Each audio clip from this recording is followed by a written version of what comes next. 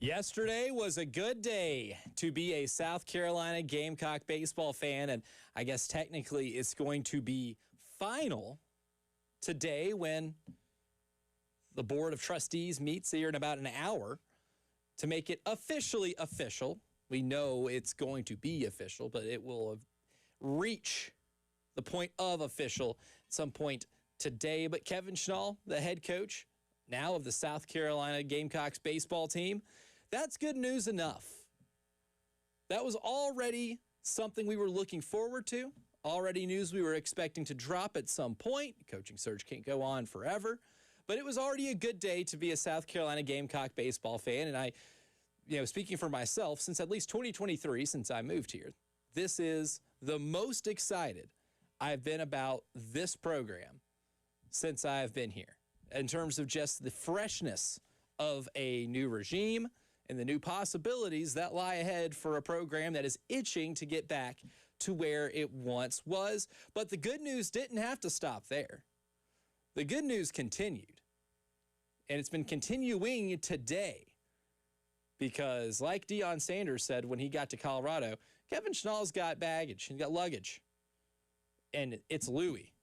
And he's already getting some good transfer portal returns just from his old school just hours into his tenure. I'm Elijah Campbell filling in for Jay Phillips and Terry Ford today. I'll try to be both of them. Don't think that's possible, but I'm going to try to be both of them. Me and Cale Wilson producing today.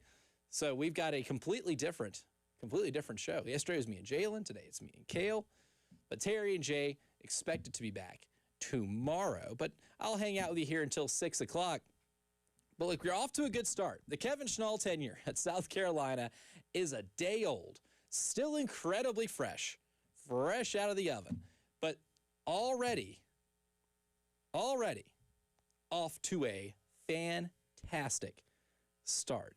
Why? Because of some of the players that we already know is going to be coming here to play for South Carolina this year that are coming from Coastal Carolina. Now, there haven't been, at least from what I've seen, that was as of like an hour and a half ago. All the transfer additions for South Carolina are former Coastal baseball players. But when you've had the success that Coastal's had the last 2 years, specifically making it to the finals of the College World Series last season, you could be pretty excited by what is being brought in here for Kevin Schnall. Starting off with one that I think was the one player on Coastal's team that when the news broke that Kevin Schnall was going to be coaching at South Carolina, the one player I think I wanted the most from that team was Walker Mitchell. Now, he played third base these last 2 years. He's also had some experience playing second base and shortstop. That's a huge addition. And yes, there are some family Gamecock ties. His father, Alan, was a quarterback at South Carolina. It seemed just like a seamless fit. But last season, Walker Mitchell hit .313, hitting for over 300, a reliable on-base guy. His on-base percentage technically went down a little bit, but it still was at an acceptable level, but his slugging percentage went up. Yeah, he didn't take as many walks last year as he did in 2025, but the slugging percentage went up. And he hit for a lot more power. His slugging went up from 373 to 406. It's an impressive uptick, specifically when it came to doubles. Now, he hit fewer home runs, but he went from hitting 5 doubles in 2025 to 17 last season. And he's also a guy with some speed, right? I mean, out of his 14 stolen base attempts, he was able to steal base 11 different times. He was their team leader in doubles and second in RBI last year. And you know what? He actually is a little bit magnetized to a baseball. He got hit by 21 pitches last year. Shades of prime Craig Biggio for the Houston Astros back in the late 90s, early 2000s, when that guy was breaking the all-time record for amount of times getting hit by a pitch. See, as a fan, you love that. The only person that doesn't love the fact that he got hit by a pitch is himself. His parents, maybe. Like, that too. Can you get on base without having to wear it? Like, son, can you get to first without having to have a shiner on your arm or your back or whatever? But outside of that, everyone loves to hear that. Taking it for the team. Team player. Not saying he's leaning into pitches, but he's not afraid to wear it to get to first base. Has more guts than I would if I played baseball. I would probably run away from the ball. I don't like getting hit. Same. I'm a coward. Like that. I'm just a coward in general. On the merits, I am a coward. I like doing the hitting. Right. Not getting hit by the ball. Right. Yeah, I'd rather be the pitcher who throws the ball that hits somebody, not be the receiving end of it. But he got hit by 21 pitches last year. But all in all, Walker Mitchell is a versatile infielder who, again, primarily played at third base, but saw action, shortstop, second base, which is why if you're on Gamecock Central or the Big Spur and you see them, you see Walker Mitchell kind of referred to as just an infielder, it's because he can play anywhere. Like he has a lot of experience playing in the infield. So it's a versatile infield piece with improved hitting numbers. And if he's able to just take more walks too, preferably without getting hit, and improves that on-base percentage, I mean, he could be one of your team's best hitters. He can be one of your more valuable hitters, and especially if he's able to take an extra jump in the slugging department, continuing to get extra base hits like he did last year, but maybe seeing one or two more fly over the fence, you're already looking at one of your better players for next season, a guy who, again, mightily important to what Coastal did when it came to them reaching a College World Series final. But then you also got some pitching help. Also, safe to note, because you're going to notice a trend here. Walker Mitchell from River Bluff High School, local. Did you just say? I did say River Bluff High School? The Fighting Cale Wilsons. Walker Love to Mitchell hear is it. a Fighting Cale Wilson. Go Gators. Left-handed pitcher, Hayden Johnson from Socastee High School. Now, an injury kept him off the field in 26, but he did appear in 24 games, right, in 2025. And in 2025, his numbers are fantastic. 2.82 ERA, 55 strikeouts, only 18 walks. If you prorate the strikeouts per 9 innings, the dude was striking out 13 batters per 9 innings. That's Josh Hader type stuff in Major League Baseball. One of the reasons why people, I think this was, 2018 or 19, is when there was talk about Josh Hader being a legit Cy Young candidate, is because he was striking out like 12 dudes per 9 innings. It was remarkable. And Hayden Johnson strikes out 13. Only 4 walks per those 9 innings. He's a strikeout machine. And before the injury kept him out of last year, he was expected to be an all-Sun Belt player. He was named to the preseason all-Sun Belt team. And it helps, too, you look at a lot of the arms that you'll see in the College World Series or teams that are able to make long runs in Omaha. They do oftentimes have a tall left-handed pitcher who's a flamethrower. And Hayden Johnson's 6'5". Lefty, big strikeout rate, big strikeout numbers. Sign me up. I'll take it. Hayden Johnson, come on down. Right-handed pitcher, Daniel Parker. He played at P27 Academy in Lexington. A little bit more of a project, right? The ERAs of 4.76, doable, but can be better. 8.5 strikeouts per 9 innings with 5.5, walks per 9. That's got to go down a little bit. But I feel good with Matt Williams coming in to be the pitching coach that you can mold him a little bit. And again, he was a freshman last year, right? Daniel Parker was just a freshman. So there's a lot of molding that can be done. And he was able to get some of that college baseball callus this last season to, he's got something to build on. He's got some experience. He's not going to be a freshman anymore. He's going to get to play in the SEC. He's going to get some really good experience, and I think with the continuation with Matt Williams being his pitching coach, it can only go up from there. A lot of potential there with Daniel Parker. Another left-handed pitcher, Colby Richardson, appeared in 27 games out of the bullpen as a freshman. Again, another freshman. Colby's from PD Academy, so another local recruit. It's a Skeeza team. How about that? That's right. Yeah, Skeeza guy here. ERA of 5.10 last year. Not what you're shooting for. You'd like for that to be a little bit better. But again, he got 42 innings of experience. So a lot like Daniel Parker, Colby Richardson's going to be able to have an extra year with Matt Williams. There's already a foundation of development that's there to be had. 7.5 strikeouts per 9 innings, 4.5 walks. That can go up. Another P27 guy. This is catcher Brian Estep. Don't let that 232 batting average fool you, though. You'll see a lot of these tweets talking about the new players that are coming in. They'll give you some of the baseline stats. You might see the 232 and you go, okay. But the dude gets on base. And that's what I really appreciate. And obviously, when you play Schnall ball and you're trying to manufacture runs, getting on base is pretty important. That's kind of a big deal. He gets on base a lot. He had a 417 on base percentage last year. Was able to draw 22 walks, and he's got a little pop to that bat too. 8 home runs last year for Bryce Estep. So a real double-digit home run threat you have on the roster already at the catcher position. But here's the fun part about Bryce Estep that I was able to find out. was just how good of a defensive catcher he is. This is a guy last season that threw out 15 base runners on the base pass. When guys trying to steal base, he threw out 15 base stealers. Top 10 in the Sun Belt Conference also in sacrifice bunts. Again, Schnall ball guy. Great defensive catcher. Can throw people. He's a weapon on the base pass. You don't want to test him in that regard. And he's not afraid to lay down a bunt and move some runners over. He's a good bunter.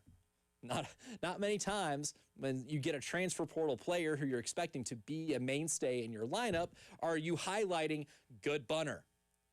But in this scenario, I think it's very fair to highlight Mr. Estep here as a good bunter because Schnall ball will require a lot of that. And then also from Bishop England, you have a first base / DH also / left-handed pitcher, Jackson Weiner. Now, Jackson was a freshman last year, played in 27 games with only 18 starts. But in those 18 starts, he was able to crank out 4 home runs. And he still ended up with 19 runs batted in, had a .494 slugging percentage in just a short time. And one thing that I really found interesting, and I need to give proper accreditation here too when it comes to this information about Jackson Weiner, because I saw this tweet. It was from the Sarge Daily. Good, enjoy their coverage of South Carolina baseball. This account separated Jackson Weiner's stats from the season and specifically looked at what he did against Power 4 opponents last year. Again, this featured games against Clemson, North Carolina, Wake Forest. Had a slash line of 429, 467, and 929, which is good for an OPS of over 1,300, almost 1,400, which is remarkable. Again, small sample size alert. Don't expect 1,400 OPS in a full season of SEC play, but I think that's a good foundation. They're in 14 at-bats with 2 homers and 5 runs batted in. Jackson Weiner is one of those guys that already looked at as a potential serious Major League Baseball prospect whenever he becomes draft eligible. That's a guy that can come in and help you right away, especially now that he's got a foundation, right? He's done with his freshman year. He's got a foundation and familiarity with this coaching staff.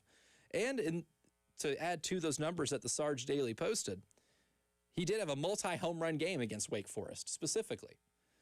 So what Kevin Schnall is bringing just from a coaching standpoint and bringing Matt Williams, you're already feeling good about the coaching staff that's coming in. That alone made yesterday a great day for South Carolina baseball. That alone, I think, should make you feel better about the direction of this program. But I think once you get into the context of who he has been able to add in just 24 hours and bring with him, already makes you feel good about the foundation that this first team is going to have. And there's still other guys out there, right? I know Scott Doran, who's a right-handed pitcher, entered the transfer portal. He says he's not going to South Carolina, so we can probably throw his name off this list. But outfielder Rex Watson's in the transfer portal. He hit for .290 last year with 12 homers and 64 RBI. Don't know if he's declared if he's not going to South Carolina like Scott Doran did. But that's a guy that has entered the portal, and who knows? We'll see exactly if Kevin Schnall is able to bring him to Columbia with him. Yesterday was a great day on its own. I think today and just the amount of news that we've gotten in terms of who's going to follow Coach Schnall to Columbia has made this even better. 803-404-6100, that's the number to call into the AAA Heating and Air phone lines. Same number to contribute to the Firehouse Subs text line. But coming up next, it's time to give you Kevin Schnall's greatest hits, some of the best sound bites from his time as the Coastal Carolina head baseball coach. And I'll tell you what it means as a head coach at the University of South Carolina. All that is next here on the Postgame Show.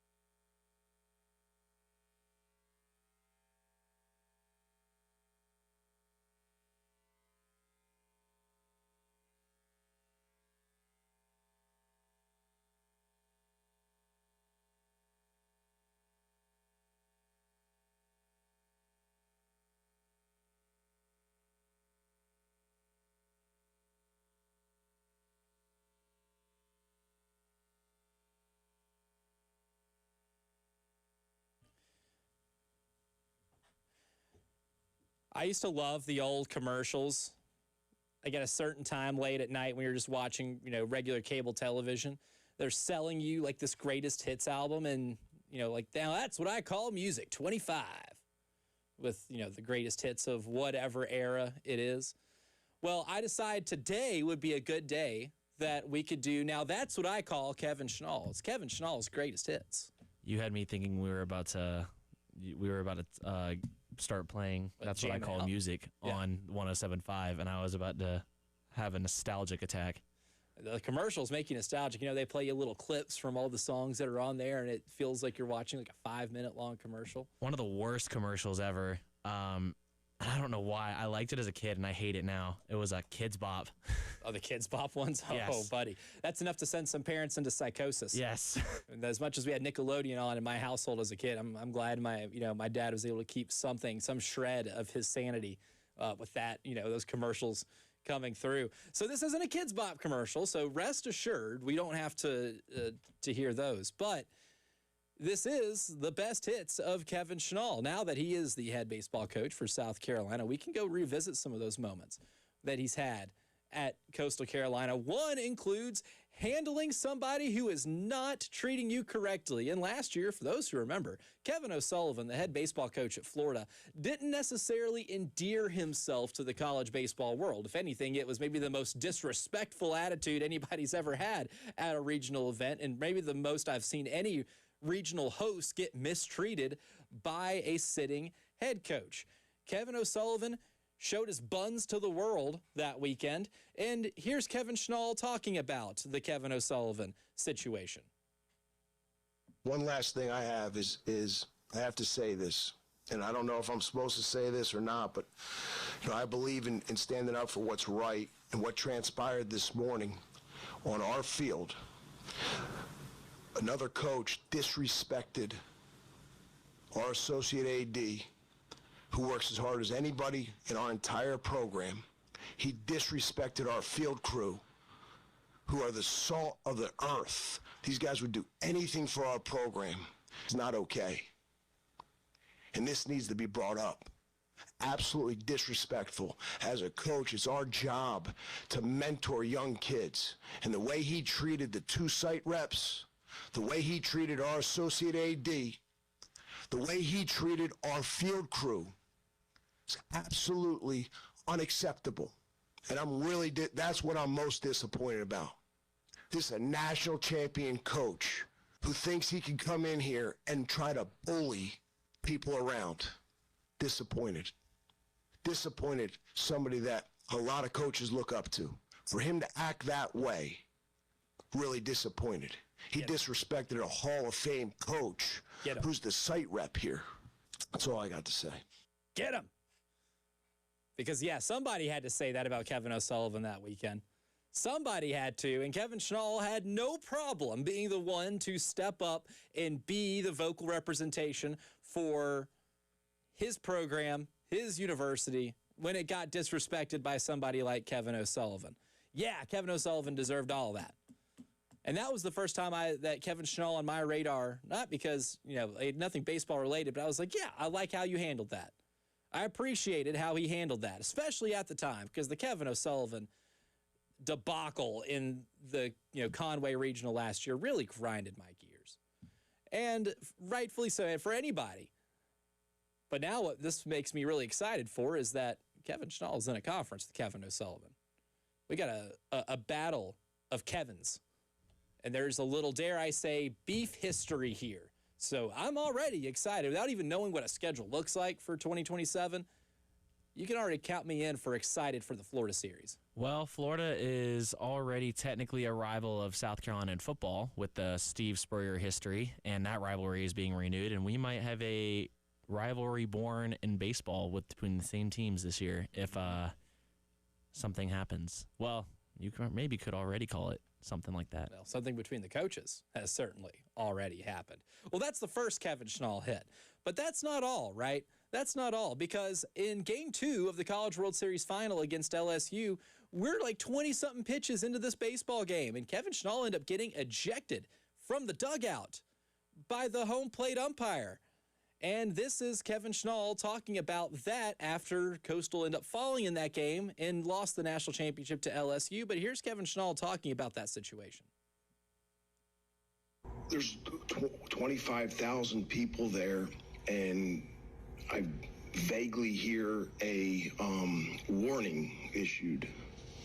As the head coach, I was assistant for 24 years, and as an assistant, you're almost treated like a second level citizen, and you can't say a word. Now, as a head coach, I think it is your right to get an explanation of why we got warned.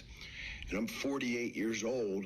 I shouldn't get shooed by another grown man, right? So when I come out to ask what the warning is, a grown man shooed me.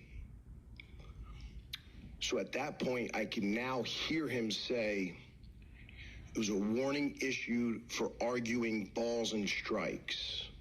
And at that point, I said, because you missed 3. At that point, ejected. If that warrants an ejection, I'm the first one to stand here like a man and apologize. 2 words that define our program are own it. And what does that mean is you have to own everything that you do without blame, without defending yourself, without excuses. If you guys watch the video, there was a guy that came in extremely aggressively, tripped over Campos's foot, embarrassed in front of 25,000, immediately goes 2-game suspension and said, bumping the umpire. Immediately does that. There was no bump. He was embarrassed. I shouldn't be held accountable for a grown man's athleticism. I shouldn't be accountable for a grown man's athleticism. Still hits to this day. Oh boy. It's like a good hit from the 90s that you hear on the radio. You know what? You're like, you know what? It still feels as good hearing it now as it did back then. Not afraid to be accountable. Not afraid to call it out when he sees it. Certainly, one of the more ridiculous things that ended up taking the story of the entire game. Yeah, LSU ended up winning and then winning the national championship, but the story of the game ended up being that debacle right there. Last one here, though.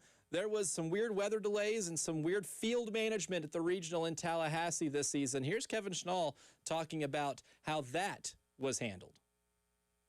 Would be the winless teams. We talk a lot about student-athlete wellness. We were eating dinner at 3 in the morning. We showed up here at 11:30. Right? Again, this is part of hosting a regional. That's the value of hosting a regional. Well, you go in a rain delay, if you're the home team, you shower, you clean your uniform.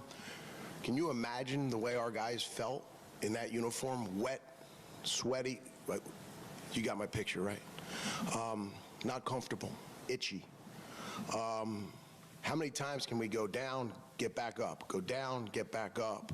And it got to the point where it said, enough is enough. I mean, you can only eat so many wraps. It was mismanaged, but that's all I'm going to say about that. Utterly mismanaged. The only thing I disagree with is you can only have so many wraps, but I mean, if they're really good, there's some wraps I don't mind having. All this to say, though, that Kevin Schnall has at least proven he could be a really good advocate for your baseball program and stick up for him whenever he feels like something has gone awry. But coming up next, time to pivot to some Gamecock football because one prominent college football writer, been doing this for a long time, has his SEC summer rankings out. Too high, too low, or is it just right? Well, we'll discuss that next here on the Postgame Show.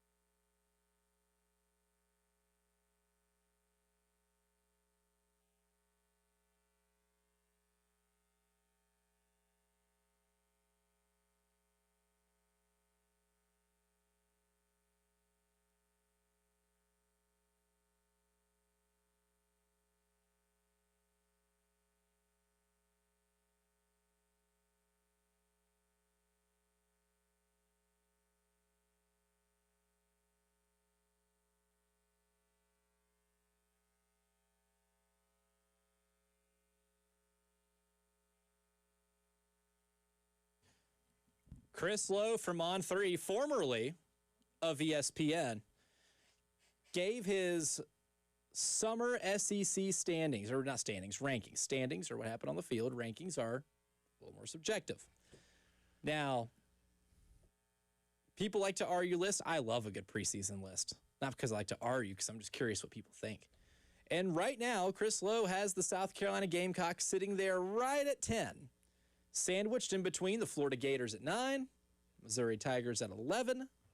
He's got South Carolina not at the bottom and not at the top, almost firmly in the middle of the pack at the SEC. I think it feels just right. From a projection standpoint, I feel like Chris Lowe's on to something. I haven't heard the rest of the rankings, obviously. One of the things I would change, I wouldn't change where South Carolina is. I would change Missouri at 9 and put Florida at 11. I think that's totally fair. Well, that's one thing about this, too, that I think makes this list interesting is that he's a little higher on Florida than I might be, higher on Tennessee than I might be, in terms of just projecting. Now, it's going to be hard to project a team like Florida because of all the new pieces. How are they going to gel in year one? How is John Summerall prepared to be able to play at that job with a fan base, again, like South Carolina baseball, starving to get back to a level of prominence they have had for a long time?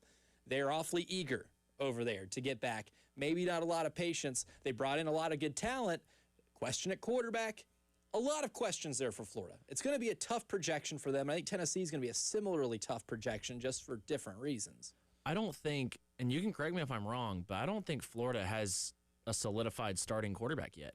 I think it's, they have a freshman who they might hand the reins to, but Aaron Philo, the transfer from Georgia Tech, I guess has kind of been penciled in as a starter, but he was never a full-time starter at Georgia Tech. He had some spot starts when Haynes King was hurt. But Philo is a good player.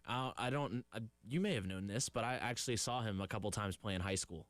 He played against Hammond twice, and so I'd called in for the high school scoreboard show twice with an update, and that kid is a stud.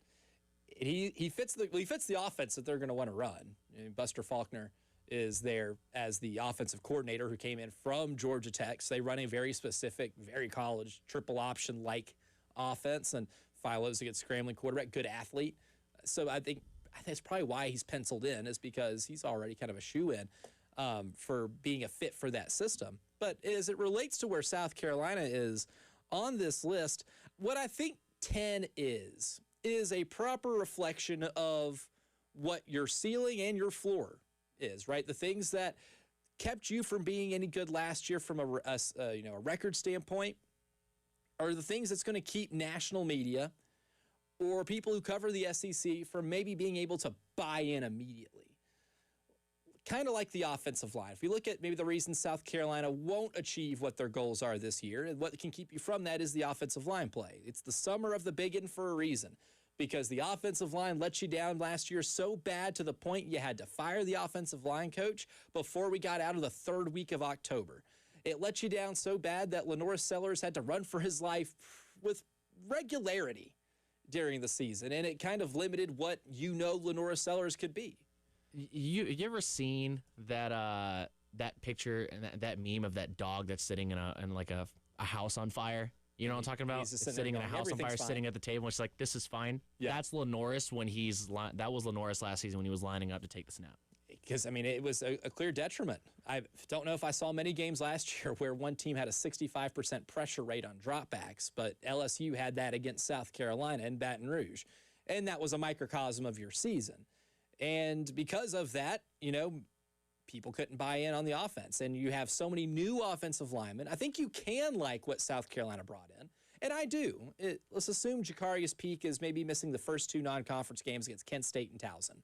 And if you can get him back by Mississippi State, you got him for the whole conference slate and the Clemson game.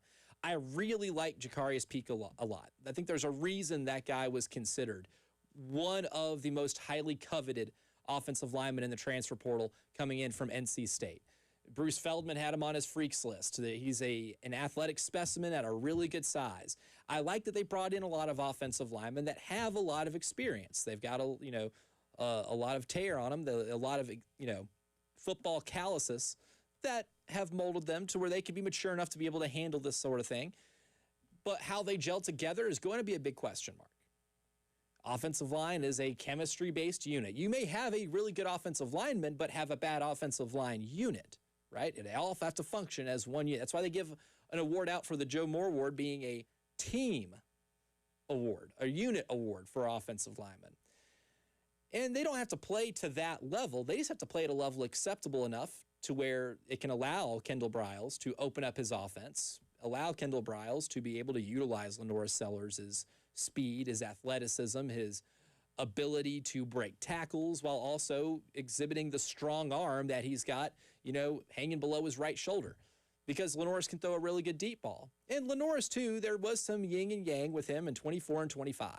In late 24, you could say that guy was one of the best quarterbacks in college football. In 2025, he ran for his life a lot. He regressed as a passer a little bit.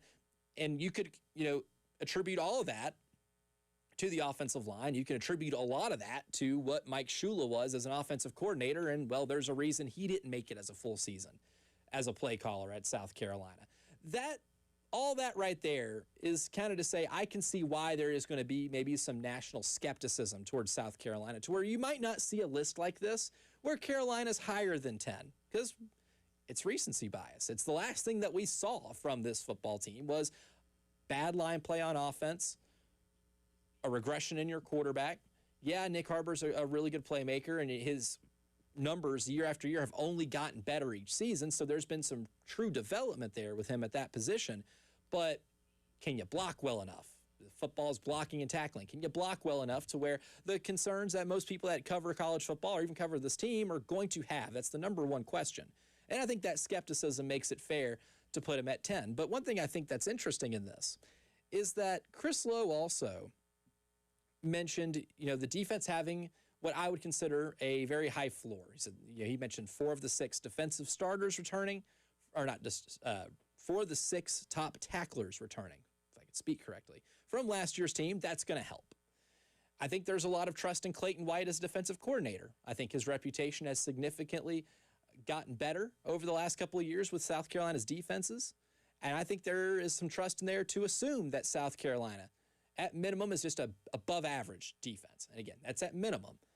And I think if anybody covers the sport and you take into account that, you got Tommy Durjai from Illinois, who was an honorable mention Big Ten player, and you're able to add Caleb Herring, who showed some promise at Tennessee as an edge rusher to pair opposite of Dylan Stewart, you can look at South Carolina's defense and say, I don't think that's what's going to keep you from winning games. Again, maybe that's one of the reasons why he's got South Carolina at 10 instead of maybe further down despite the offensive concerns. But I think all of that together, to me, makes a summer SEC rankings list a pretty fair assessment, I would say, of South Carolina. They can certainly be a lot better, and I'm not going to doubt that they can be a lot better than the 10th best team in the SEC. But I don't fault anybody for looking what happened last year. Even if you like what they brought in on the offensive line and you like all the coaching changes, like I do, right? I like Kendall Briles a lot. I think that's an upgrade. I think Randy Clements is an upgrade at the offensive line position. I love what you got with Stan Drayton coaching running backs. You can like all of that and still have some very fair skepticism based off what you had last season. I think another one of the things that was a factor in Lenoris's regression last season was that he kind of put a little too much weight on his shoulders. It felt like there were multiple times where the O-line would block long enough, but he would hold the ball too long, and that would cause him to end up getting sacked. That was an issue. So the O-line, while it was a major problem, Sellers did have multiple occasions where he decided that he thought he could do too much, or he thought he could do too much and just held the ball on too long and held the ball for too long. And really, that happens with every quarterback at some point. Oh, yeah. I mean, that's why I really value the statistic of, pressure to sack percentage. Because sacks aren't just an offensive line stat. I think a lot of people just look at the sack numbers and say, this was unacceptable from your offensive line. And that can be true to a degree, but there's also dual responsibility here with your quarterback to be able to know when the pocket's breaking down, or if you do get some reps or some snaps throughout the game in which the blocking holds up a little bit, can you go ahead and make a play and release the ball? And I think there was a little bit of both of that last year, because Lenore Sellers had one of the higher pressure to sack percentages of any quarterback with a certain amount of snaps last year per Pro Football Focus. That was something that was a constant really from the beginning of the season to the end, because he would at times hold on to it maybe a little too long. Maybe there was some paralysis by analysis based off of what Mike Shula's offense was for him and how it affected him.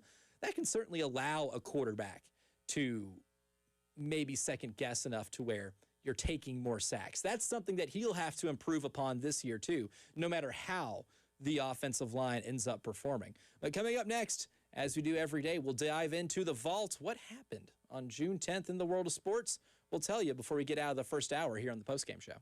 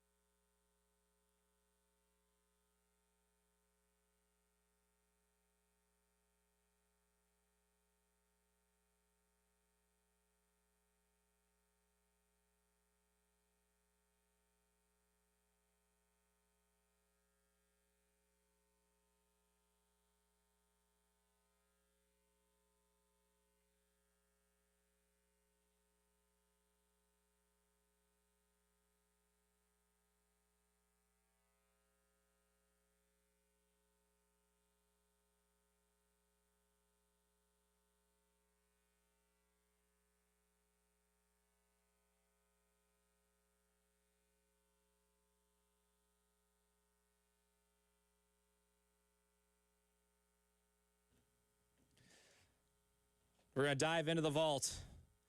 I don't have the combination of the vault, but I got in anyway. Security around here is awfully lax. On this day in 1944, June 10th, relief pitcher Joe Nuxhall, at age 15, debuts for my beloved Cincinnati Reds. Became the youngest player in MLB history, would go on to become an all-star and a broadcaster. Cale Wilson, what were you doing at age 15? At age 15? Ooh, I was a freshman in high school. That's really all I remember about my age 15. I just remember I was a freshman in high school. Not pitching in Major League Baseball. I was not. I was playing basketball. I know that. That's about all I can remember. Yeah, this young man at age 15, appearing in a game. Terrible idea. There's a reason we haven't done it since. Joe Nuxhall. But he did get to actually become an all-star one day, so it wasn't the worst thing. It didn't break the kid's spirits there. Does it say anything about how he performed on that day? It did not, so probably not good. Mm. I'm not expecting him, to go in there and get a save or anything like that.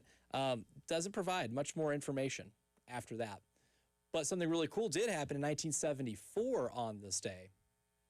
Mike Schmidt, Philadelphia Phillies great, actually hit a ball off the public address speaker that was hanging in the Astrodome. I've had plenty of conversations with our engineer, Randy, who was, a long time Texan, about the Astrodome. They could still use it for some cool stuff. I'm a firm believer we could still use the Astrodome. Okay. I'm with it, man. I'm open to hearing your ideas.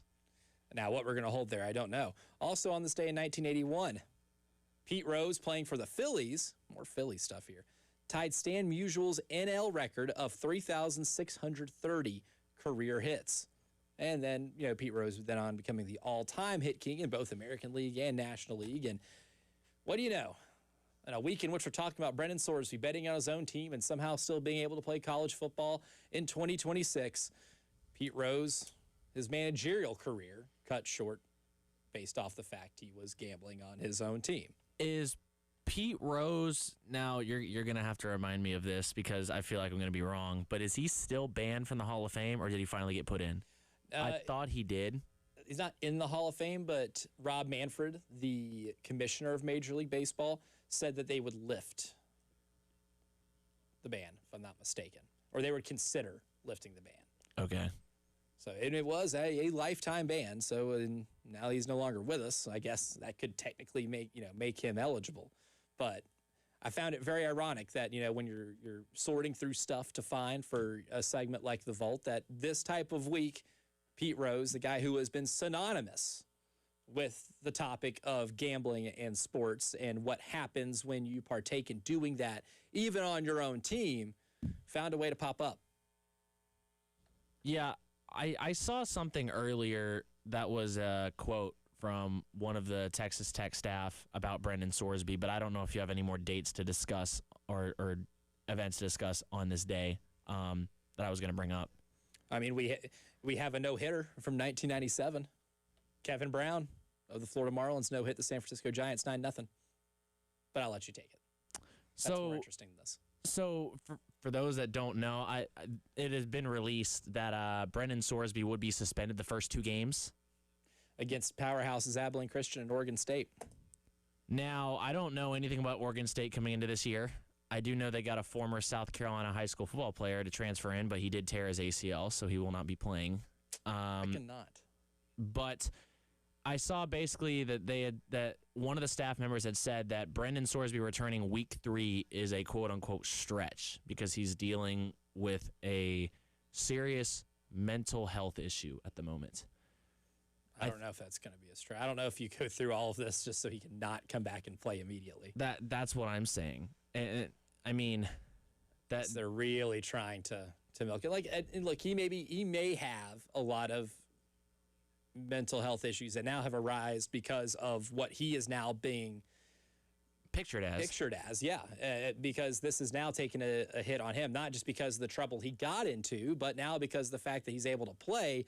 he's going to be the most hated man in this sport. Most hated player, not man in the sport, because there are some administrators who have a hand in this, and there's a judge who played a role in this, and there's a bunch of people that played a role in it. But when it comes to getting booed on the field, Brendan Sorsby is going to be the one receiving a majority of that. I was about to say, and every time that Texas Tech takes the field for their first offensive drive on the road this season, you're going to hear it. You will hear it. You're going to hear it. Maybe every offensive drive period.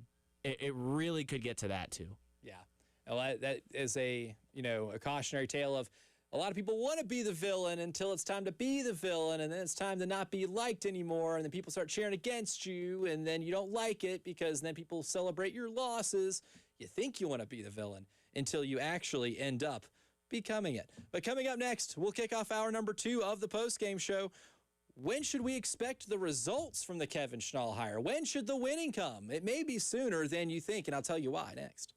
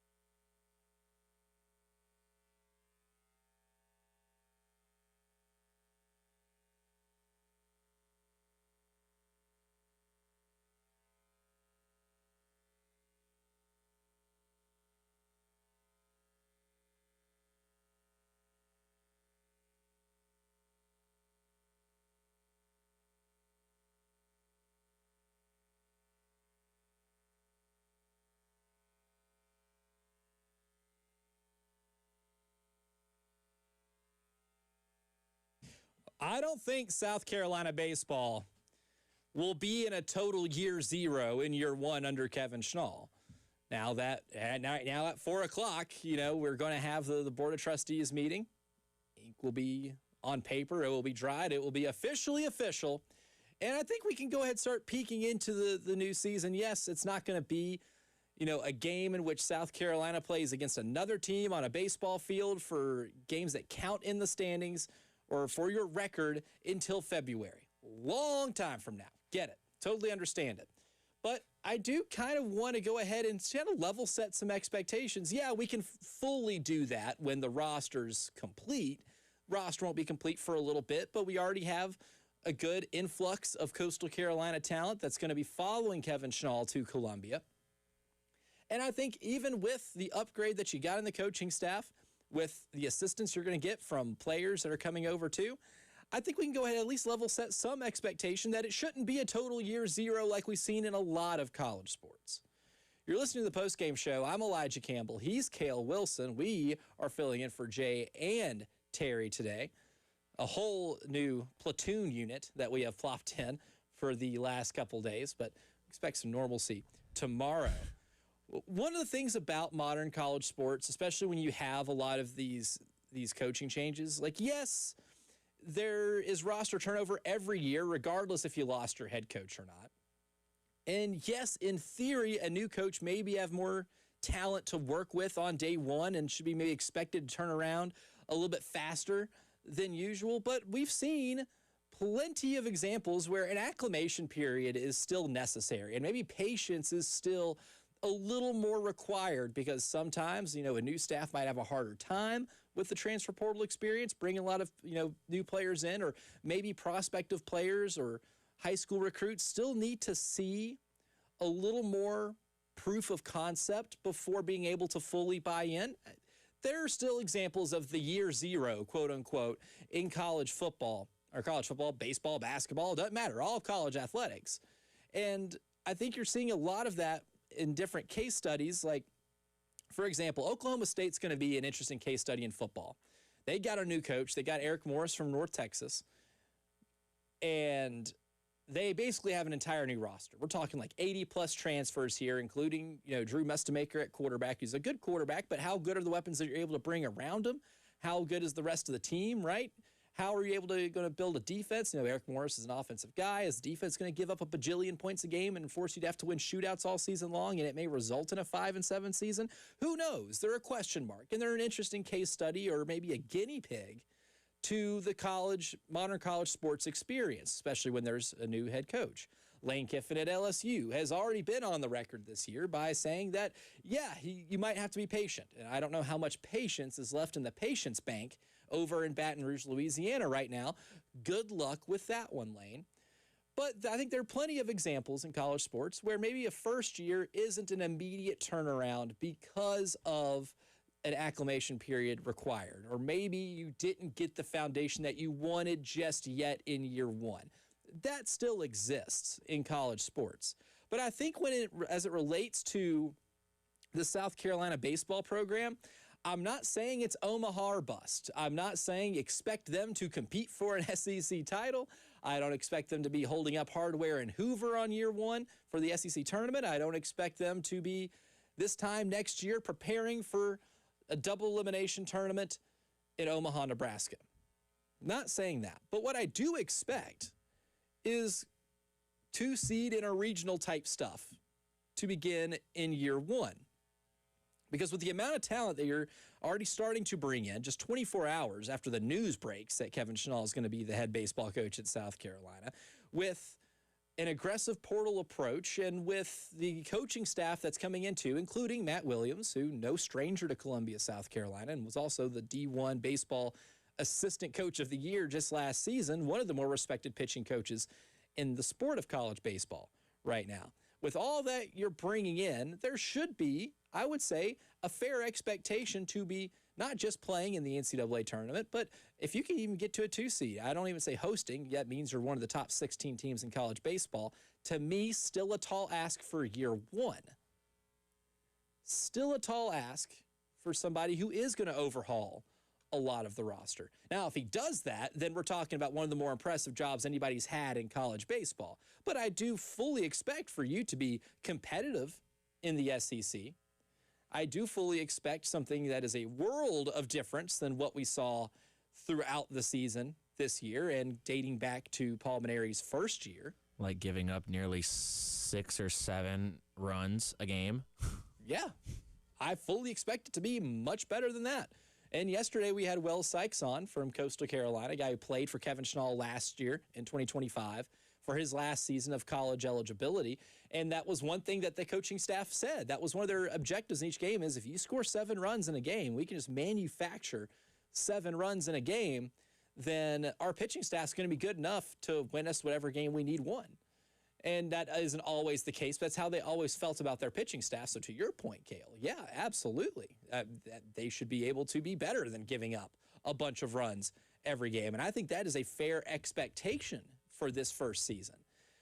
Because getting a bunch of guys to fully buy in is one of Kevin Schnall's strengths. Wells told us that yesterday too, that they got a high level of buy-in and that he was a big part of getting people to buy into just the identity of Schnall ball and the roster and everything and the whole plan at play here. That is one of Kevin Schnall's strengths as a communicator and a head coach. But with the coaching staff being, I think, too good to be really bad year one, or with a portal class that is, again, already shaping up to have a high floor, they've already heavily emphasized in-state recruiting, because the guys that came in from Coastal were all South Carolina players so far, right? They all played high school, whether at, the P-27 Academy in Lexington or River Bluff like Walker Mitchell or, guys from Socastee and in schools like that. They are able to, the staff is proven they can recruit the in-state talent really well. So you have that going for you too. I think it should immediately uptick, right, with the in-state recruiting, and there's a plethora of talent here.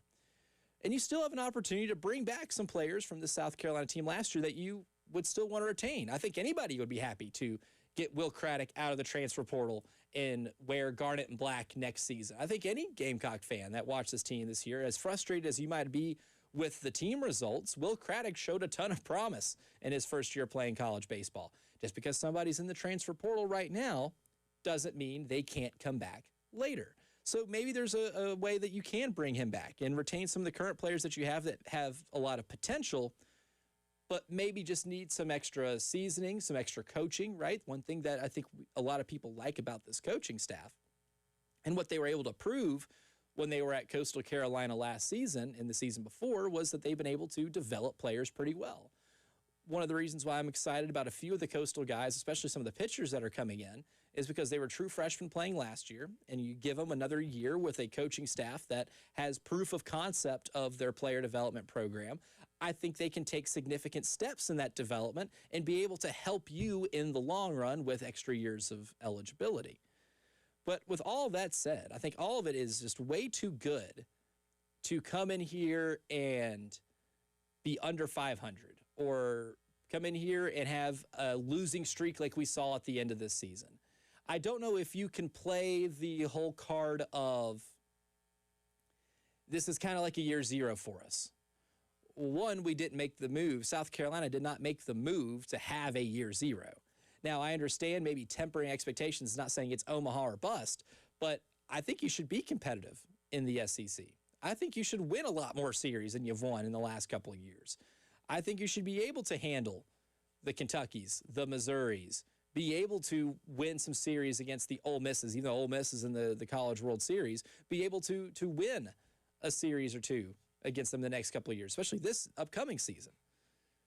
I think that expectation would be totally fair. And I'm usually one of those people, too, that I like to maybe preach a little bit of patience because I do think, that some of these things might take some time to develop. And Curt Cignetti might have ruined that whole thing for all college coaches across all sports because of how fast he was able to turn Indiana from a dump into a national title winner in 2 years. That's the top of the class. If you're looking for Curt Cignetti's every year, I'm sorry, you're not going to find it. And I do think in the long term, this is a very successful hire for South Carolina. Does it pay immediate dividends in year one? It should pay some dividends. I would say immediately.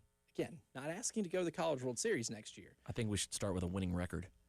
I think you should start with better than a winning record. Not only should you have a winning record, I think you should be in the NCAA tournament next season. I think you should be at least 13-17 in the SEC, maybe 12-18. Because here's the thing too, Cale.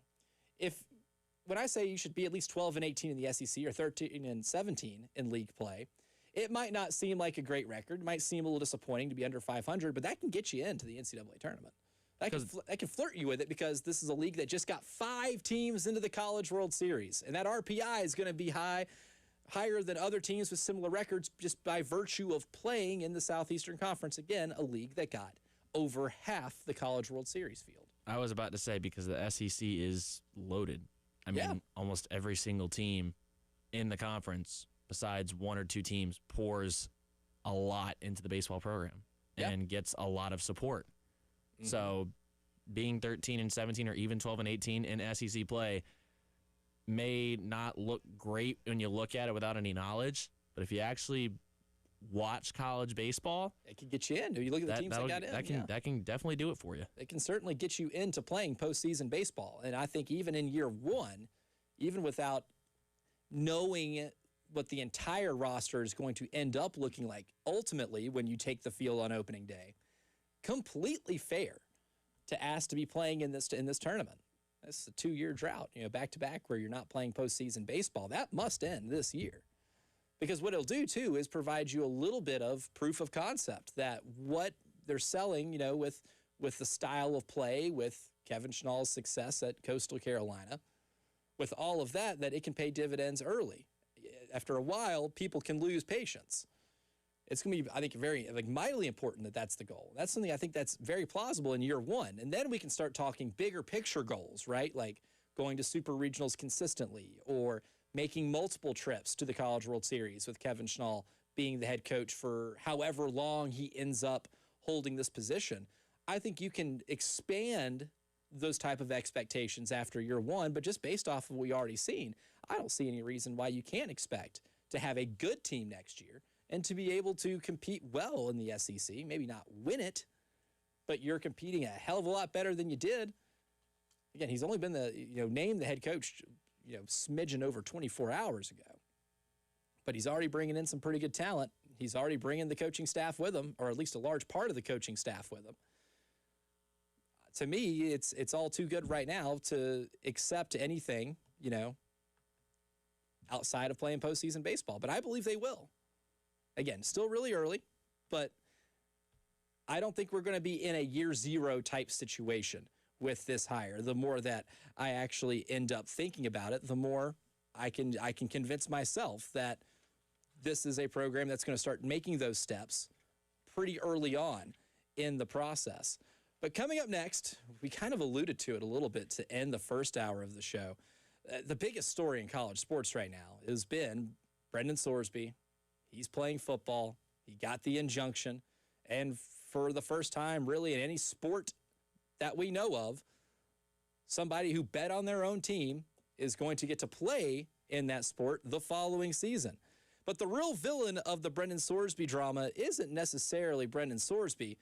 I'll tell you exactly who it is and why I think that coming up next here on the Postgame Show.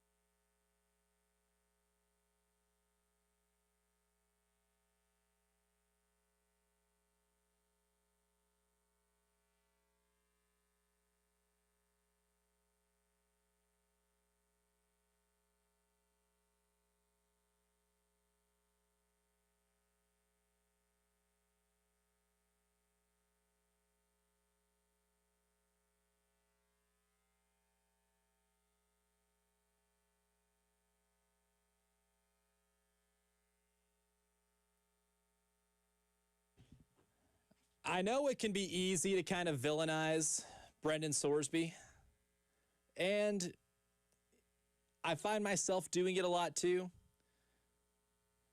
He had made some really dumb mistakes, 40 of them to be exact, in terms of 40 separate bets placed on the team he played for when he was at Indiana.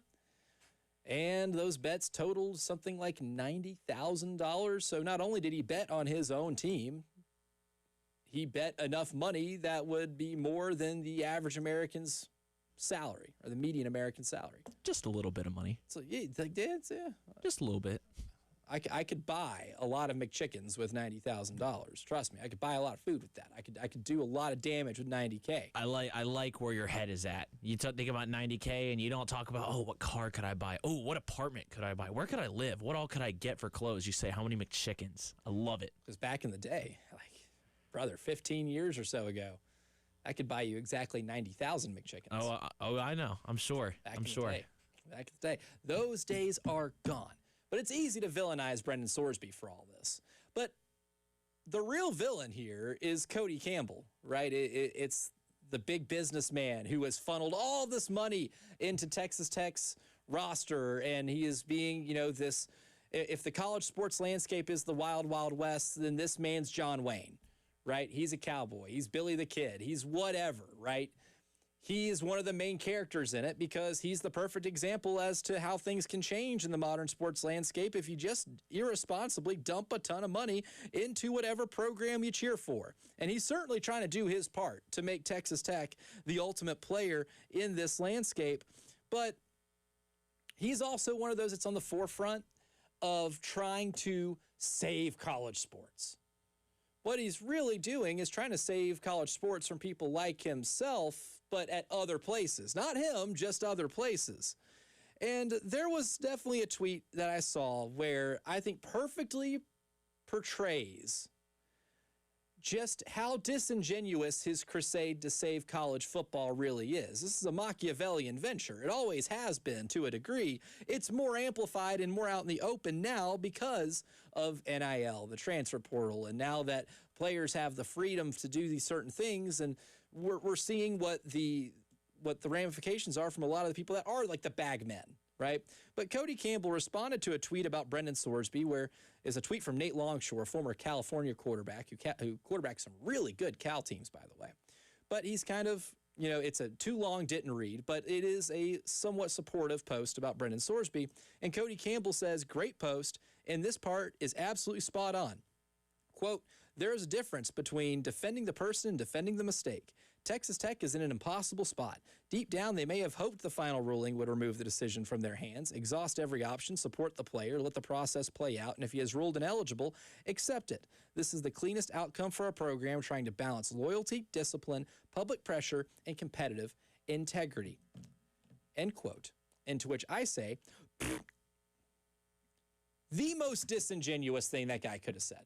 The most disingenuous part he could have scoped out from Nate Longshore's tweet, which Nate Longshore clearly had the time and he had the active thumbs to be able to do it because it was a pretty long post. But the part of if he's ruled ineligible, then we'll live with it or accept it. That's not true because the NCAA did rule Brendan Sorsby ineligible. They did have a ruling on this. They said you clearly violated a rule, right? A black and white rule, clear as crystal. You cannot do this thing right here. Brendan Sorsby didn't just do it once. He did it 40 times. He didn't just do it thinking that he wasn't allowed to do this and misunderstood a rule. No, he knew he couldn't do it, and that's why he used apps like Zelle and Venmo to be able to send money to his friends so they could place those bets on his behalf. This isn't just some innocent mistake or something that just happened once or twice. It's a clear disregard, and it's a clear violation. And to just sit back and say, well, if he's ruled ineligible, we'll live with it. No, buddy, you didn't live with it. Because Brendan Sorsby and his attorneys took the NCAA to court over it. And they got an injunction. And because of the injunction circumventing the ruling of you being ineligible, now the guy's ready to play. I don't buy it, which is why anything Cody Campbell says you have to take with a serious grain of salt because it's so disingenuous. And I know that if the shoe was on the other foot and, say, Arch Manning got into this sort of trouble, and then was able to get bailed out by a certain, judge, then he wouldn't be cool with this at all. He would not be doing the whole, we're looking out for this player's or this student athlete's mental health concerns. It wouldn't be a concern. If this happened at Texas, the school that they are just trying to build up to beat, they would not be cool with this. And nobody else at Texas Tech understands this, or if they do understand this, they just don't care. And then the athletic director for Texas Tech today, too, released a long statement, and I'm not going to read all of it because, again, a congratulations or I'm sorry that happened. I ain't reading all that. Unfortunately for me today, I did read all that, and all I can tell you is it was just a bunch of malarkey. A bunch of saying, hey, we're trying to support this player. We can't support this player if he can't play football. That's not true. That's not true. You can have him still be on the team and, be in shorts and a T-shirt on game days and practice with him so he can get himself ready for the NFL supplemental draft later or the NFL draft if someone dares to take the flyer on him. You can still provide him as a school with mental health services and be able to help him get the real assistance he needs for this mental health issue or this gambling addiction, which I don't want to completely downplay because addiction is a mental health issue regardless of what it is you're addicted to, right? If you ever watched the show My Strange Addiction, you could be addicted to a lot of interesting things. I think the only thing I've seen from that show is I saw there was someone that was addicted to smelling gasoline. Yeah, I have not seen that one. I've seen a lot of episodes, but you'd be amazed. And these are mental health disorders. That's why they have mental health professionals that are on those. But at no point would a mental health professional say, yeah, the only thing that can, get Brennan Sorsby's life right is if he is your starting quarterback in 2026 or 2026. No, absolutely not.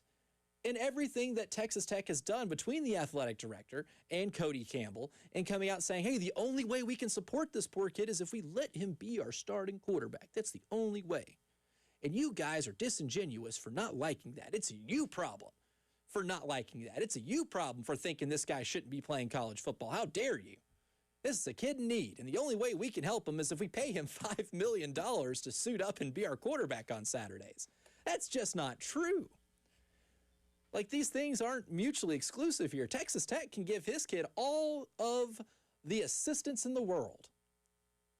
Hesitate to say kid, he's 22 years old. They can give this adult all the support in the world if they really wanted to. If it was just about supporting him, they can do it without the facade of, if we don't do this and don't allow him to play quarterback, then it's just completely detrimental to his health. We don't know what's going to happen to him. That's not true. That's definitely not true. Look, even when times are hard, it's good to be around a lot of people your age that you're close to and that you're in a support system. You can provide that without sacrificing the integrity of the entire sport. I don't care if he bet on his own, if he bet it, against his team or on his own team. He broke the rule. And you've opened up the floodgates for this to just happen everywhere else. And to act like there's no responsibility from Texas Tech's part, because the AD came out and said, too, hey, we didn't fund the lawsuit. We didn't encourage the lawsuit. We didn't do any of this.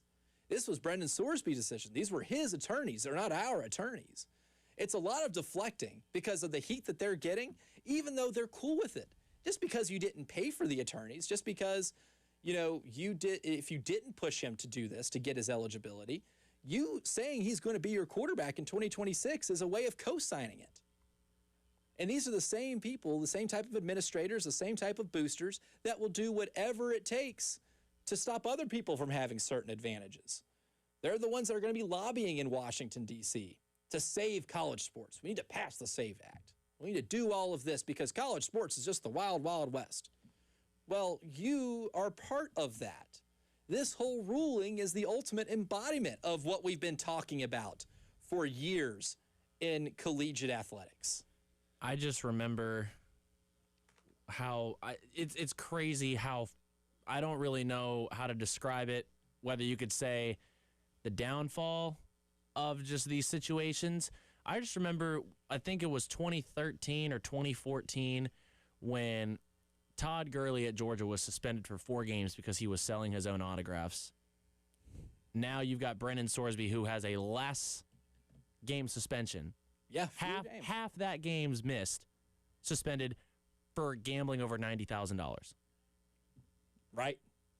I mean, It's ridiculous. If you have been suspended for anything else in your career because of the NCAA, you're rightfully really mad. Text on the text line, 803-446-100. The Firehouse Subs text line says, what NFL team is going to want to draft someone with a record of betting against his own team? Well, according to Pete Thamel, maybe Vegas. There was still a quote-unquote significant market for Brendan Sorsby. It's Pete Thamel. It's not Adam Schefter. So take it with a grain of salt. Pete Thamel's great, but he's a college reporter, so he might be getting that from like Brendan Sorsby's representative or whoever. It's a college, reporter, so you take it with a little bit of a grain of salt. But coming up next, though, we'll talk to my guy Clark Brooks from On3. We've been talking a little South Carolina football today. What are his outlooks, and is 10th in the SEC a fair assessment of the Gamecocks? We'll hear from Clark next.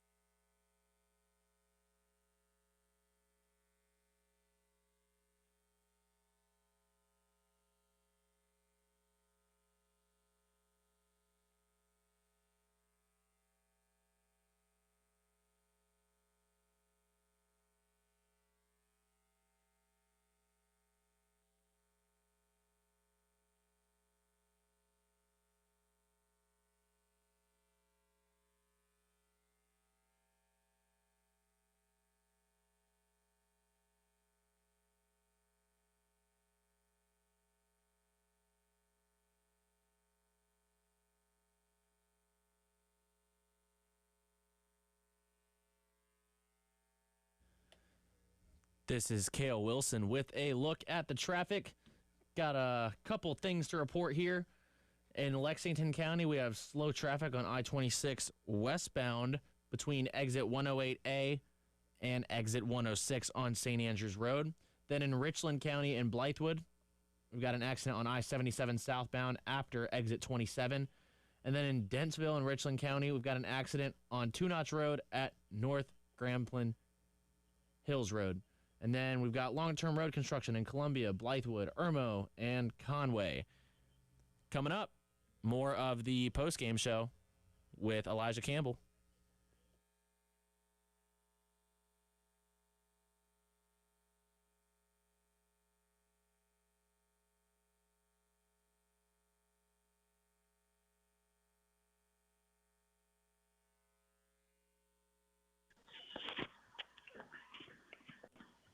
It's list season.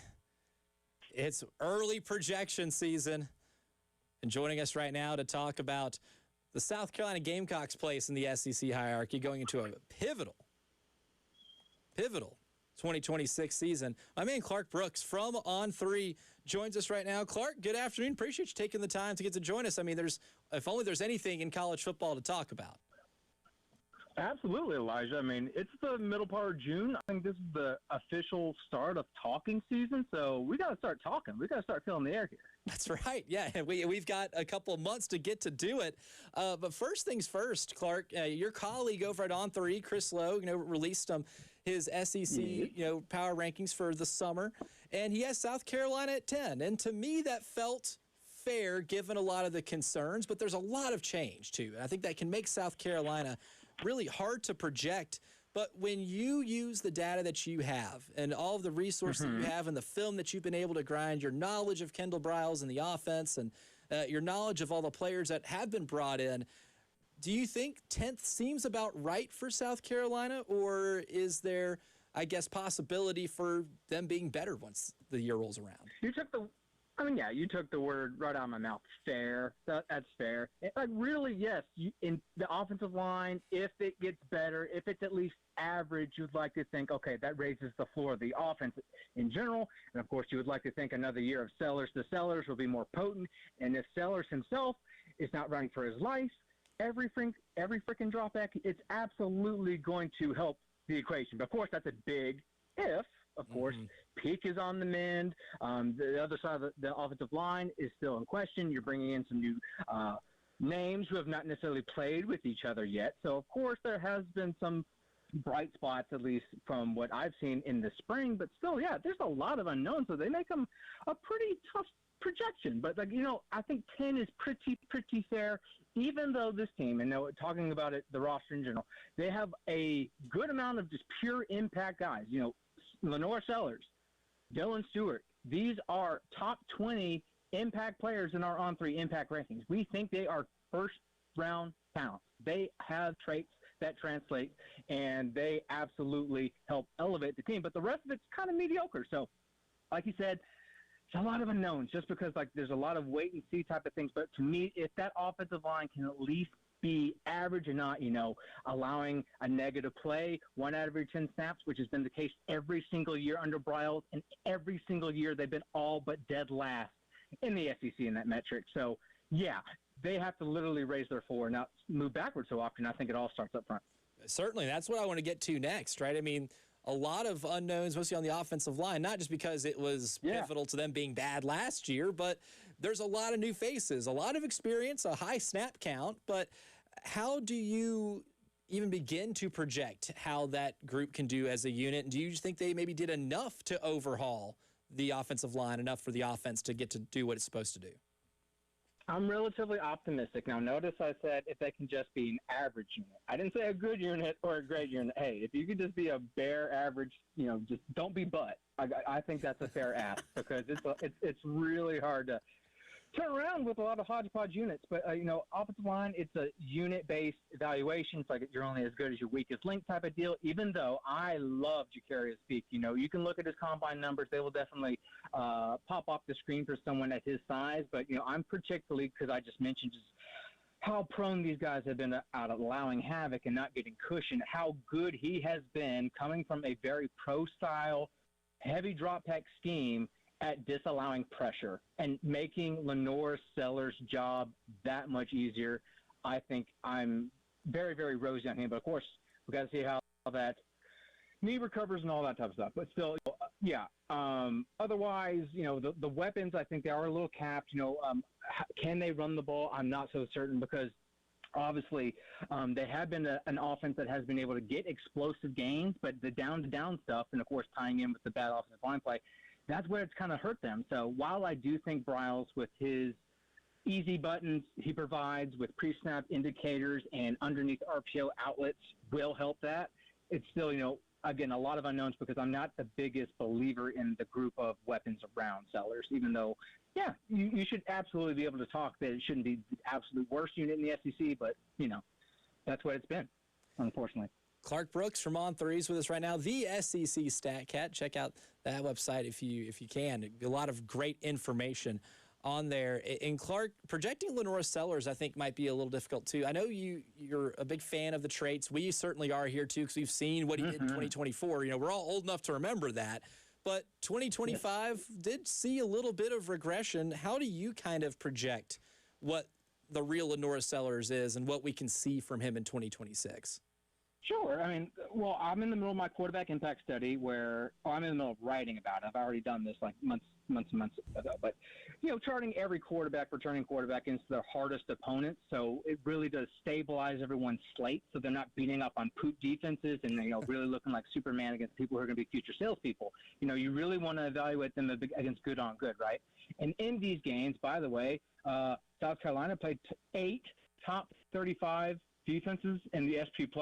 It was tied for second most with John Mateer, and he had the playoffs to help give him extra games. So that should just tell you how hard it is on the face. And then when I mentioned, of course, the adversity he faced with drops and terrible, terrible pressures, it's just, okay, if an average quarterback was placed into this situation, how well could he have performed? And not many are going to be erasing 33 sacks, which is what he did in that 6-game sample. Most by 10. That's incredible. So, yes, he does take a lot of sacks, but he erases a lot of mistakes and not a lot of other passes are capable of doing. So, yes, we do remember what we saw in 2024. He can throw downfield. He can throw confidently within structure. He can process. He can do all the things you want to see. He's a natural thrower. There's no hitches in his delivery. And then when you add all the other stuff, the negating and his ability to rise against adversity, so absolutely, because odds are he's going to be drafted to a bad team, and he's going to have to know how to deal with that crap. So I think ultimately long-term, his stock is exactly where it wants to be. Of course, it could also tank with another kind of tepid season, but, with his traits and the things that we saw over a 2-year period, I'm relatively optimistic in his long-term outlook. Clark Brooks from On Threes on with us right now. And as you've heard, Clark is in a big study with quarterback impact. A lot of this stuff incredibly measurable. And the main villain really in college sports right now, Clark, is Brendan Sorsby, right? I think a fair question to ask that we haven't had to, make as part of the entire discussion of the Brendan Sorsby saga, is he any good? Yep, right. So he definitely has traits that translate. For 2 years in the quarterback impact study, he's been good in designed runs. He's been efficient in designed runs. He's been fairly serviceable in design runs. But for back-to-back years, he's been untrustworthy in terms of seeing it and an untrustworthy passer in terms of throwing it downfield. So that's beyond 10 yards downfield. He does have a natural throwing ability. He's got a lot of twitch and he's got a lot of juice there, but he kind of throws from like a flat angle. He drops his elbow. And even though, that can change his arm angles and get around rushers and all that type of good stuff against pressure, on a down-to-down basis, it can make you pretty inaccurate. It can make you pretty errant. And so I kind of color-code my statistical profiles so they're easier to see, so it's not just like a sea of numbers.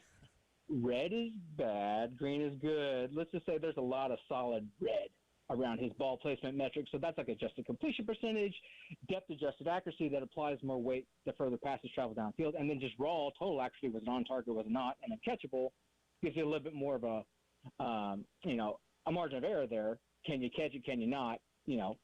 All those. Bottom 5 in the group of 44 quarterbacks, and that's not great. And again, this is 2 years of tepid downfield ball placement. So while there are stuff there that you can talk yourself into, he really negates mistakes.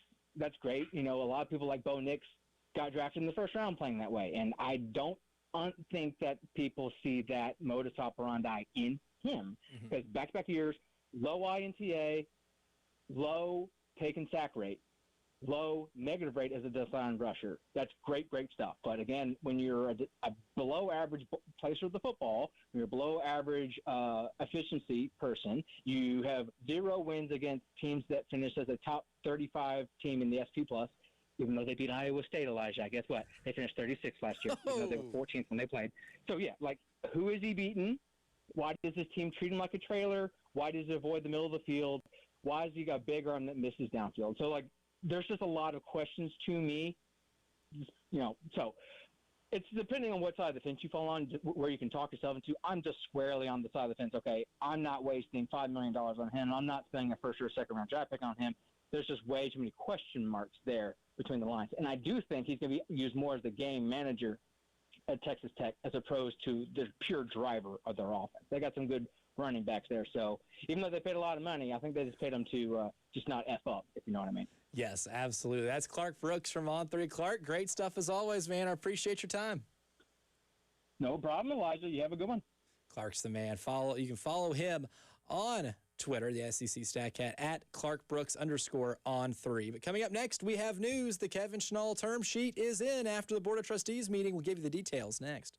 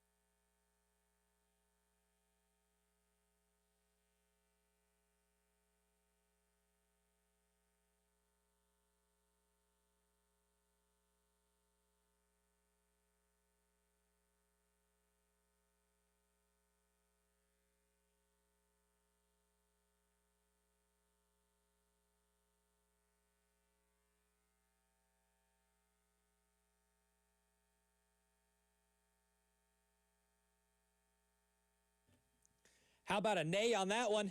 Mostly just because Jay Phillips isn't here. And it would feel so wrong to do Jay or nay if Jay Phillips was not here. But in the meantime, we do have the employment agreement for Kevin Schnall. Now that the Board of Trustees meeting has concluded, we'll find a little bit more about the contract details for Coach Schnall, starting off with the annual base compensation, which is $1.3 million. The annual compensation will increase $50,000 on July 1st, 2027, and each July 1st thereafter during the contract term. The term will expire on June 30th of 2031. So we're looking at a 5-year deal here for Coach Schnall, starting with a $1.3 million salary to start the season. Now, there's also some, incentives in each one of these two this year. $50,000 if the baseball team participates in an NCAA Super Regional, $75,000 if the baseball team participates in a College World Series, $150,000 if the baseball team wins a College World Series. Also, there's some SEC incentives here too, $25K for winning the SEC regular season title, $15K for winning the tournament title, $15K if he is named the SEC Coach of the Year, and $25K if he is named the National Coach of the Year as selected by either the American Baseball Coaches Association, D1 Baseball, or Baseball America. So those are the terms right now. So in terms of buyout too, because there is information here about the buying out of his contract at Coastal Carolina, and I believe, because this is a big old sheet here, the buyout obligation does read that USC will pay coach's buyout to Coastal Carolina University not to exceed $600,000. So there you have it, $1.3 million for Kevin Schnall and his services, and I'm sure we'll get more details to come after that. So shout out to Mr. Jay Phillips, who actually just sent me that, because I was talking with Clark, having a good time with Clark, didn't know that that was already done. So those are the details of Coach Kevin Schnall's contract agreement. Good stuff there from Clark Brooks. Always appreciate having him on the show whenever I can. Does a lot of really good analytical dives. Helps you kind of see what maybe you don't see throughout the course of a football game. And the biggest takeaway there, being relatively optimistic for the offensive line to just not be bad. The more we get into talking season and the more we get into preparation for the college football season, the more we're going to be able to have maybe a more clear picture of who's going to be starting on the offensive line. And we're going to be talking a lot more about the offensive line, because that's going to be the most vital part of this team, maybe reaching their goals or having a season that mirrored last year. And what Clark really likes Jacarius Peak, and I think most people do, but a lot of it is the measurements. Can you get him healthy? That's going to be one of the lingering questions about this team, is what is Jacarius' availability going to be like towards the beginning of the season? If he just misses those first 2 games, I think you should be able to beat Kent State and Towson without Jacarius Peak. You're going to need him once you get into the SEC slate, because after those 2 games, you get Mississippi State, and then you're into SEC play pretty head fast after that. But he likes the pieces they brought in. I would say, he summed it up as relatively optimistic. Again, they don't have to be great. They just can't be anything resembling what they were last season. League's too good for all that. A lot of good stuff there from Clark too. Still, I feel better coming away from it, hearing his evaluation of Lenora Sellers compared to Brendan Sorsby, right? Preston and I have talked about this a lot on the early game of how we would evaluate Lenora Sellers going into 2026. And how much of 2025 do you take into account? How much do you just chalk it up to bad offensive line play, bad offensive coordinator, all of these types of variables that can lead to a season that you saw with Lenoris last year? And obviously we know what the measurables are. We know what the skills and the traits are. But hearing Clark say that even some of the numbers can say that if he gets good protection, you can get a really good season out of him, makes me really optimistic about what we have with Lenora Sellers going into this year, which, again, all tying back to what do you have on the offensive line. 2 hours down, 1 hour to go. We'll hit the 5 o'clock headlines, including what type of luggage is Kevin Schnall bringing to Columbia, South Carolina with him? Well, we'll get specific coming up next.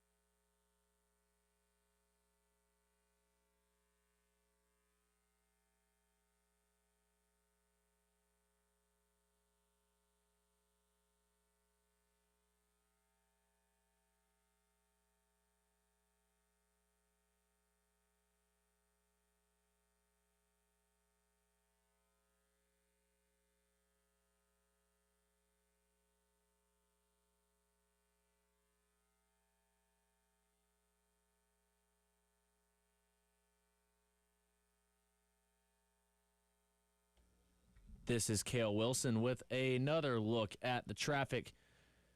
3 accidents to report. Still got an accident in Two Notch Road at North Grampian Hills Road in Richland County. And then we've got an accident in Richland and Columbia on Main Street at Elmwood. And then we've got an accident in Blythewood on I-77 southbound after exit 27. And then we've got our long-term road construction in Columbia on I-20 between exit 61 and exit 63, exit 108A and exit 125, and Bluff Road at Bluff Industrial Boulevard. And then in Blythewood, Irmo, and Conway as well.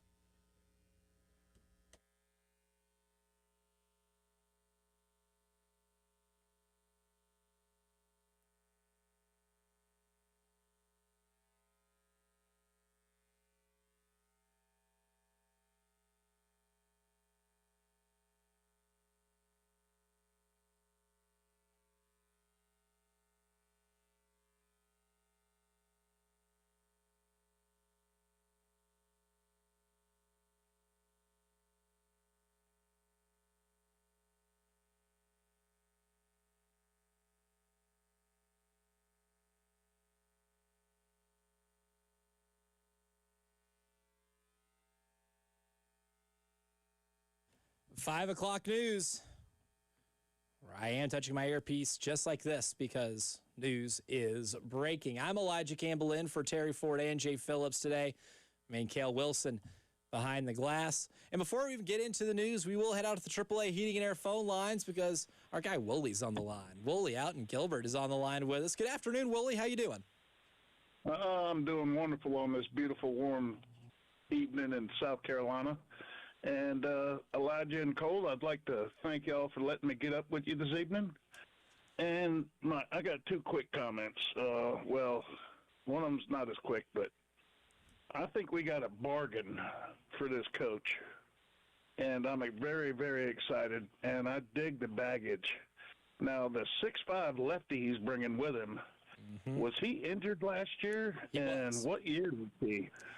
I'm not quite sure what the year is, but an injury did keep him out. But I do know that he obviously would be eligible to play this year. But, yeah, he had an injury before the season, and it kept him out all year. But it does look like, it's Hayden Johnson, 2.82 ERA, 55 strikeouts, 13 per 9. Pretty remarkable. He's a strikeout machine, and he's a 6'5" lefty. I think that's enough to, I guess, kind of pique my interest there, Woolie. I think he throws some heat, too. Mm-hmm. Yes, sir. Absolutely. That's outstanding. Yeah. And my second comment is much shorter or brief, I guess. This Brandon Sorsby case, I sure hope the CFP committee chooses not to allow this to continue. And I would think it would be great if the Beavers and UTSA or somebody. Abilene Christian.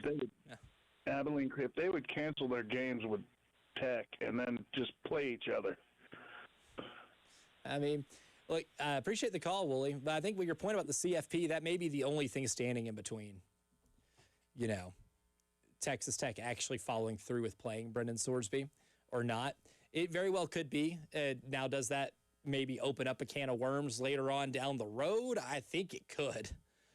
Because if someone's doing something you don't like and we can allow the CFP to collude to keep somebody out, maybe that does set a pretty bad precedent down the road, but that would be maybe the only thing that we have to keep Texas Tech from following through with this, which I think is clearly bad for the sport. It's really bad for the sport. I'd say it's a black eye for the sport to have somebody who is quarterbacking a team after already admitting to gambling on his own football team at another school 40 times and bets that equivalent to $90,000. Somebody who broke a rule so blatantly that not only did they do it, he did it in a way in which he sent money to his friends to put bets down on his behalf. He knew it was wrong, he just did it anyway.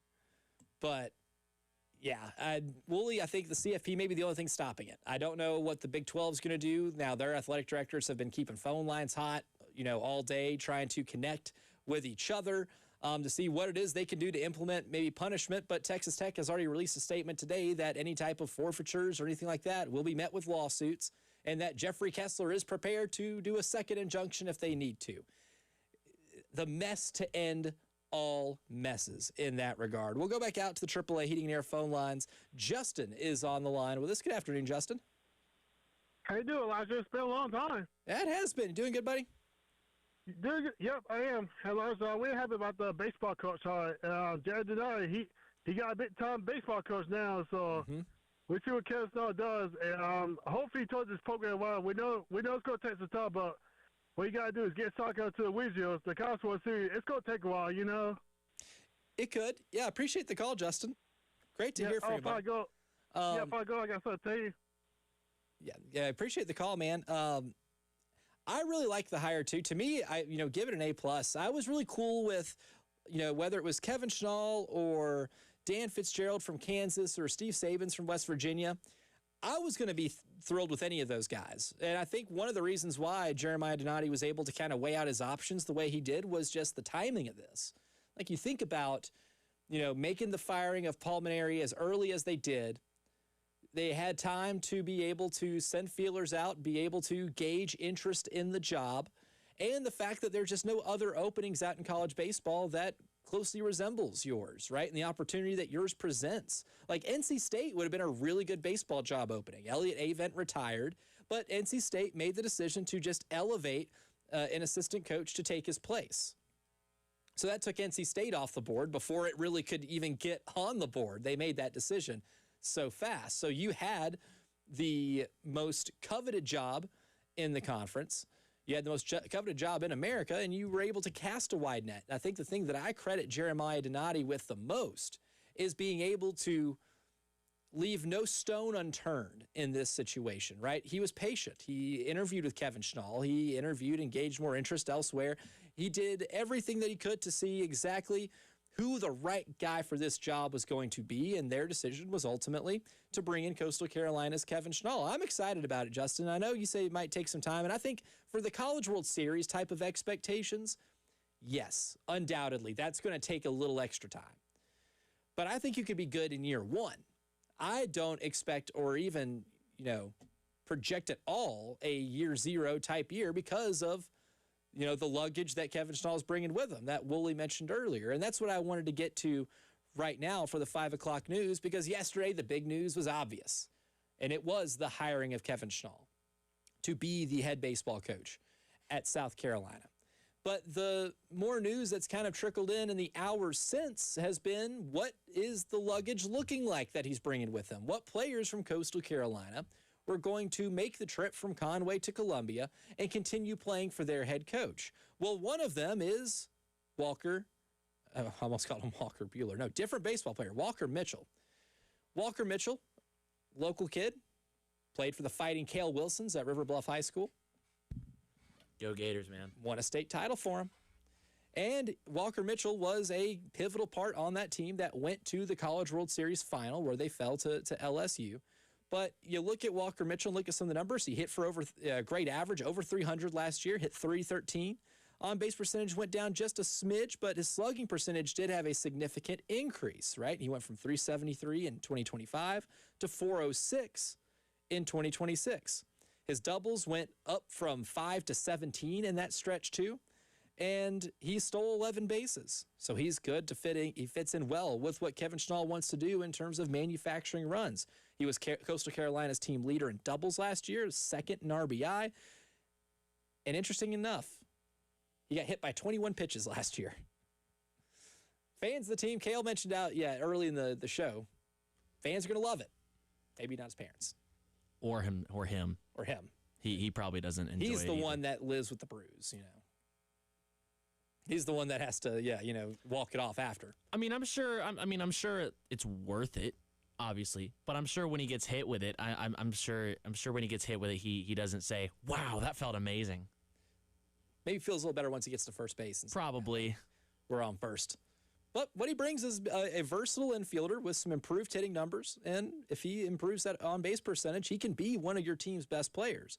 And when it comes to pitching, Socastee High School graduate Hayden Johnson, big lefty, the one that Woolley talked about earlier that he called about, a 6'5" left-hander with a sub-3 ERA with 55 strikeouts. And if you prorate the strikeouts in 2025, because he did not play in 2026 because of an injury, he was striking out 13 batters an inning.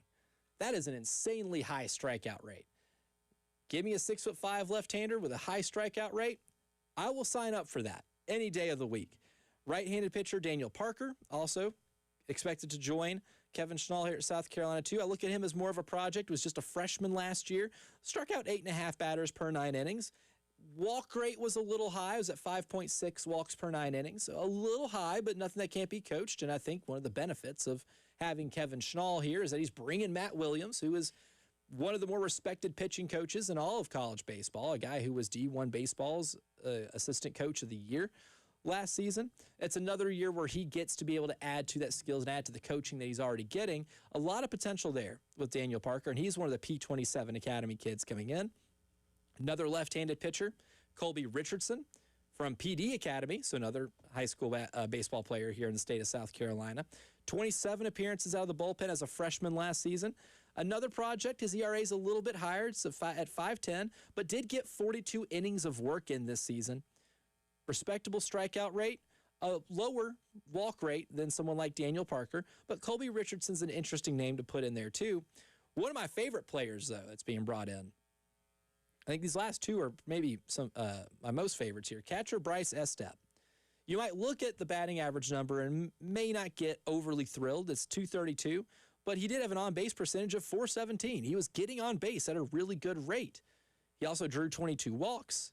He hit 8 home runs, so I think there is a legitimate double-digit home run threat that Bryce Estep brings.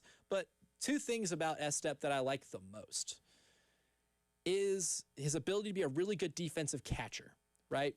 He threw out 15 base runners trying to steal bags this year, and he was top 10 in the Sun Belt Conference in sacrifice bunts. This guy is a great defensive catcher, can call a good game, can throw out base runners. And also, he's not afraid to lay down a bunt and move some runners around whenever the bat's in his hands. Not normally would any other, college baseball program, or you're looking at players that have transferred in and you say, I'm excited about that guy because he's a good bunter. But I am excited about Bryce Estep because he's a good bunter, and he seems to be like a quintessential Schnall ball type of guy. And then maybe the most intriguing one is former Bishop England player, then goes to Coastal Carolina, Jackson Weiner. Was a freshman last year, but is listed as a first base / DH and also listed as a left-handed pitcher. So we have an interesting prospect here. He played in 27 games last year with only 18 starts, but even in 18 starts in a small sample size, he was able to crank out 4 home runs and knock in 19 RBI and had a slugging percentage of almost 500. Didn't get a lot of at-bats, but the at-bats that he did have, he took advantage of, especially against Power 4 opponents. And the Sarge Daily, a really good Twitter account, was able to kind of sort out what his numbers were against Power 4 competition, and had an OPS of over 1,300, almost 1,400 against Power 4 competition. Small sample size alert, but I do like the idea of bringing in a very young and talented player who's already gotten a little experience underneath his belt, a guy who's looked at as a potential MLB draft pick down the line, who did have a multi-home run game against Wake Forest in his freshman season. A lot to be excited about there in terms of the luggage that Kevin Schnall is bringing with him to Columbia. 803-404-6100. That's AAA Heating Air phone line. Taylor from Lugoff is on the line with us. Good afternoon, Taylor. Hey, guys. I just wanted to say we're getting a lot of PD area guys. Uh-huh. A lot of guys from the PD. You're picking up on something. And Daniel Parker, he's one of those guys that has been committed to Clemson, South Carolina, and he's been committed to Coastal. So he's been committed all over the place. The South Carolina passport's filled up pretty good. But I think that's what and appreciate the call, Taylor. I think the thing about all this, too, is, you notice the PD guys, which is really exciting, but you're noticing a lot of guys from the state of South Carolina. Every single player that I mentioned here, they're local talents, right? From River Bluff to Socastee to the PD Academy to Bishop England. You got guys that are talented South Carolina products. That tells me that, A, Kevin Schnall can recruit the state really well, and the players like him enough to be able to follow him to this opportunity. This state is just way too good in terms of baseball prospects to not be able to take advantage of the talent that you have in it to build your program. And I think one thing that is almost a guarantee is that you will see the Gamecocks recruit the state of South Carolina better than the Paul Maneri staff did. So appreciate the call, Taylor. Always good to hear from you. Good stuff right there. But coming up next, we'll open up the Gamecock notebook. We'll give you the terms of the Kevin Schnall contract of what we know right now, and we'll also replay our conversation with Clark Brooks, who talked a little South Carolina football and took a deep dive into some of the numbers to try to project what this offense will look like in 2026. We'll do all of that next year on the Postgame Show.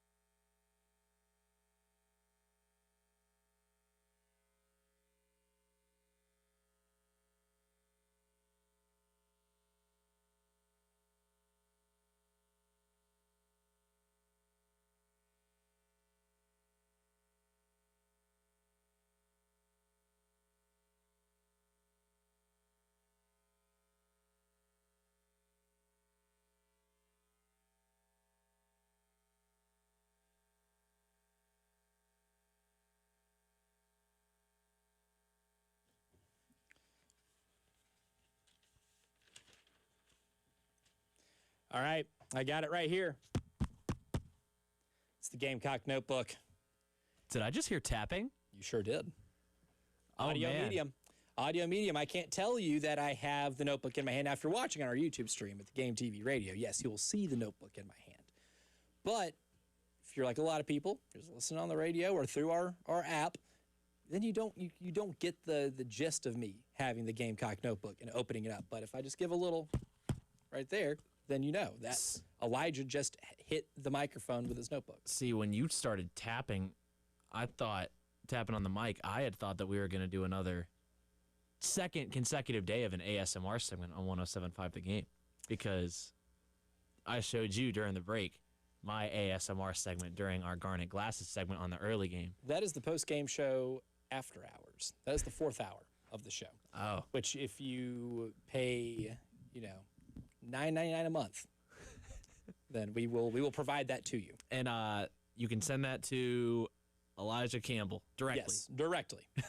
I take cash, take Venmo, Cash App, I'll re-download it. I don't care. However, I get it. But in terms of the Gamecock Notebook, we do have some terms to Kevin Schnall's contract, $1.3 million annually. That will be his base compensation. That will go up each year by $50,000. And the term will end in 2031. So the contract will expire then. And then, of course, we'll see what happens in the baseball seasons in 27, 28, and 29 to determine whether or not he gets the extension and so on and so forth. But the initial contract is set to expire in June of 2031. So that is the deal with the contract right now. But we also had Clark Brooks on from On3 Sports. Clark does a really good deep dive, a lot of good analytical deep dives to kind of give you a different perspective, of the game of college football. And we got him on, and we discussed a lot of the Gamecocks and kind of their place in the SEC and whether or not he thinks they did enough on the offensive line to be able to kind of propel this team forward.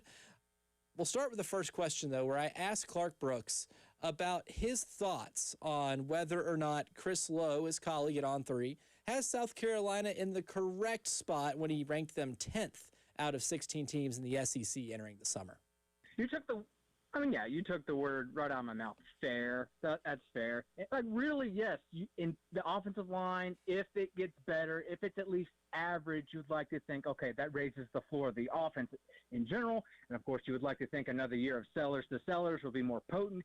And if Sellers himself is not running for his life, every freaking drop back, it's absolutely going to help the equation. But, of course, that's a big if. Of course, Peak is on the mend. The other side of the offensive line is still in question. You're bringing in some new names who have not necessarily played with each other yet. So, of course, there has been some bright spots, at least from what I've seen in the spring. But still, yeah, there's a lot of unknowns, so they make them a pretty tough projection. But, I think 10 is pretty fair, even though this team, and talking about it, the roster in general, they have a good amount of just pure impact guys. Lenore Sellers, Dylan Stewart, these are top 20 impact players in our On3 impact rankings. We think they are first-round talent. They have traits that translate, and they absolutely help elevate the team. But the rest of it's kind of mediocre. So, like you said, it's a lot of unknowns just because, there's a lot of wait-and-see type of things. But to me, if that offensive line can at least be average and not, allowing a negative play 1 out of every 10 snaps, which has been the case every single year under Bryles, and every single year they've been all but dead last in the SEC in that metric. So, yeah, they have to literally raise their floor, not move backwards so often. I think it all starts up front. Certainly. That's what I want to get to next, right? I mean, a lot of unknowns, mostly on the offensive line, not just because it was pivotal to them being bad last year, but there's a lot of new faces, a lot of experience, a high snap count. But how do you even begin to project how that group can do as a unit? And do you think they maybe did enough to overhaul the offensive line, enough for the offense to get to do what it's supposed to do? I'm relatively optimistic. Now, notice I said if they can just be an average unit. I didn't say a good unit or a great unit. Hey, if you could just be a bare average, just don't be butt. I think that's a fair ask because it's really hard to turn around with a lot of hodgepodge units. But, offensive line, it's a unit-based evaluation. It's like you're only as good as your weakest link type of deal, even though I love Jacarius Peak. You can look at his combine numbers. They will definitely pop off the screen for someone at his size. But, I'm particularly, because I just mentioned just how prone these guys have been out of allowing havoc and not getting cushion, how good he has been coming from a very pro-style, heavy drop-pack scheme at disallowing pressure and making Lenore Sellers' job that much easier. I think I'm very, very rosy on him. But, of course, we've got to see how that knee recovers and all that type of stuff. But still, yeah. Otherwise, the weapons, I think they are a little capped. Can they run the ball? I'm not so certain because obviously they have been an offense that has been able to get explosive gains, but the down-to-down stuff and, of course, tying in with the bad offensive line play, that's where it's kind of hurt them. So while I do think Bryles, with his easy buttons he provides with pre-snap indicators and underneath RPO outlets will help that, it's still, again, a lot of unknowns because I'm not the biggest believer in the group of weapons around Sellers, even though, yeah, you should absolutely be able to talk that it shouldn't be the absolute worst unit in the SEC, but, that's what it's been, unfortunately. Clark Brooks from On Threes with us right now, the SEC Stat Cat. Check out that website if you can. A lot of great information on there. And Clark, projecting Lenore Sellers, I think, might be a little difficult too. I know you're a big fan of the traits. We certainly are here too because we've seen what he did in 2024. We're all old enough to remember that.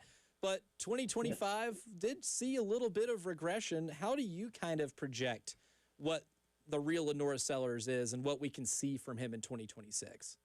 Sure. I'm in the middle of my quarterback impact study where I'm in the middle of writing about it. I've already done this like months ago. But, charting every returning quarterback into their hardest opponents. So it really does stabilize everyone's slate so they're not beating up on poop defenses and, really looking like Superman against people who are going to be future salespeople. You really want to evaluate them against good on good, right? And in these games, by the way, South Carolina played 8 top 35 defenses in the SP+.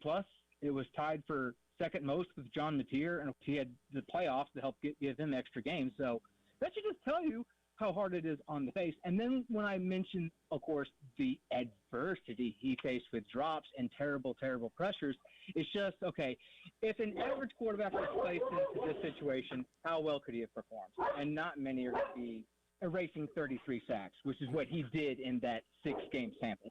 Most by 10. That's incredible. So, yes, he does take a lot of sacks, but he erases a lot of mistakes and not a lot of other passes are capable of doing. So, yes, we do remember what we saw in 2024. He can throw downfield. He can throw confidently within structure. He can process. He can do all the things you want to see. He's a natural thrower. There's no hitches in his delivery. And then when you add all the other stuff, the negating and his ability to rise against the adversity, so absolutely, because odds are he's going to be drafted to a bad team, and he's going to have to know how to deal with that crap. So I think ultimately long term, his stock is exactly where it wants to be. Of course, it could also tank with another kind of tepid season, but with his traits and the things that we saw over a 2-year period, I'm relatively optimistic in his long term outlook. That is Clark Brooks. Thanks to Clark for joining us, being very generous with his time. A lot of good stuff right there. But coming up, it's time for us to take a drive around the SEC because we alluded to those preseason rankings that Chris Lowe had on 3. So we'll take a look at where South Carolina is once again and also see where he had anybody else in the SEC and tell you whether or not we agree. We'll do that next here on the Postgame Show.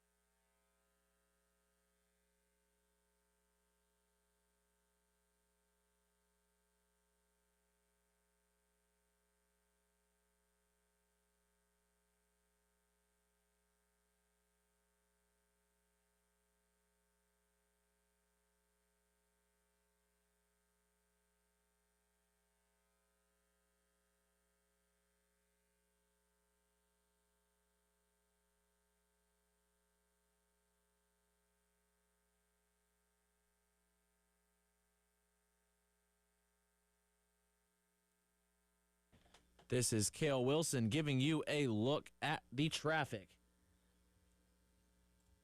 Got 2 accidents to report here. One in Richland County on I-20 westbound at Fairfield Road, exit 70. And then in Casey, we've got another accident on I-26 eastbound at US 21, exit 115. And then we've got our long-term road construction in Richland, Horry, and Lexington County. Coming up tonight at 8:30, the New York Knicks host the San Antonio Spurs for Game 4 of the NBA Finals. Spurs trying to tie up the series.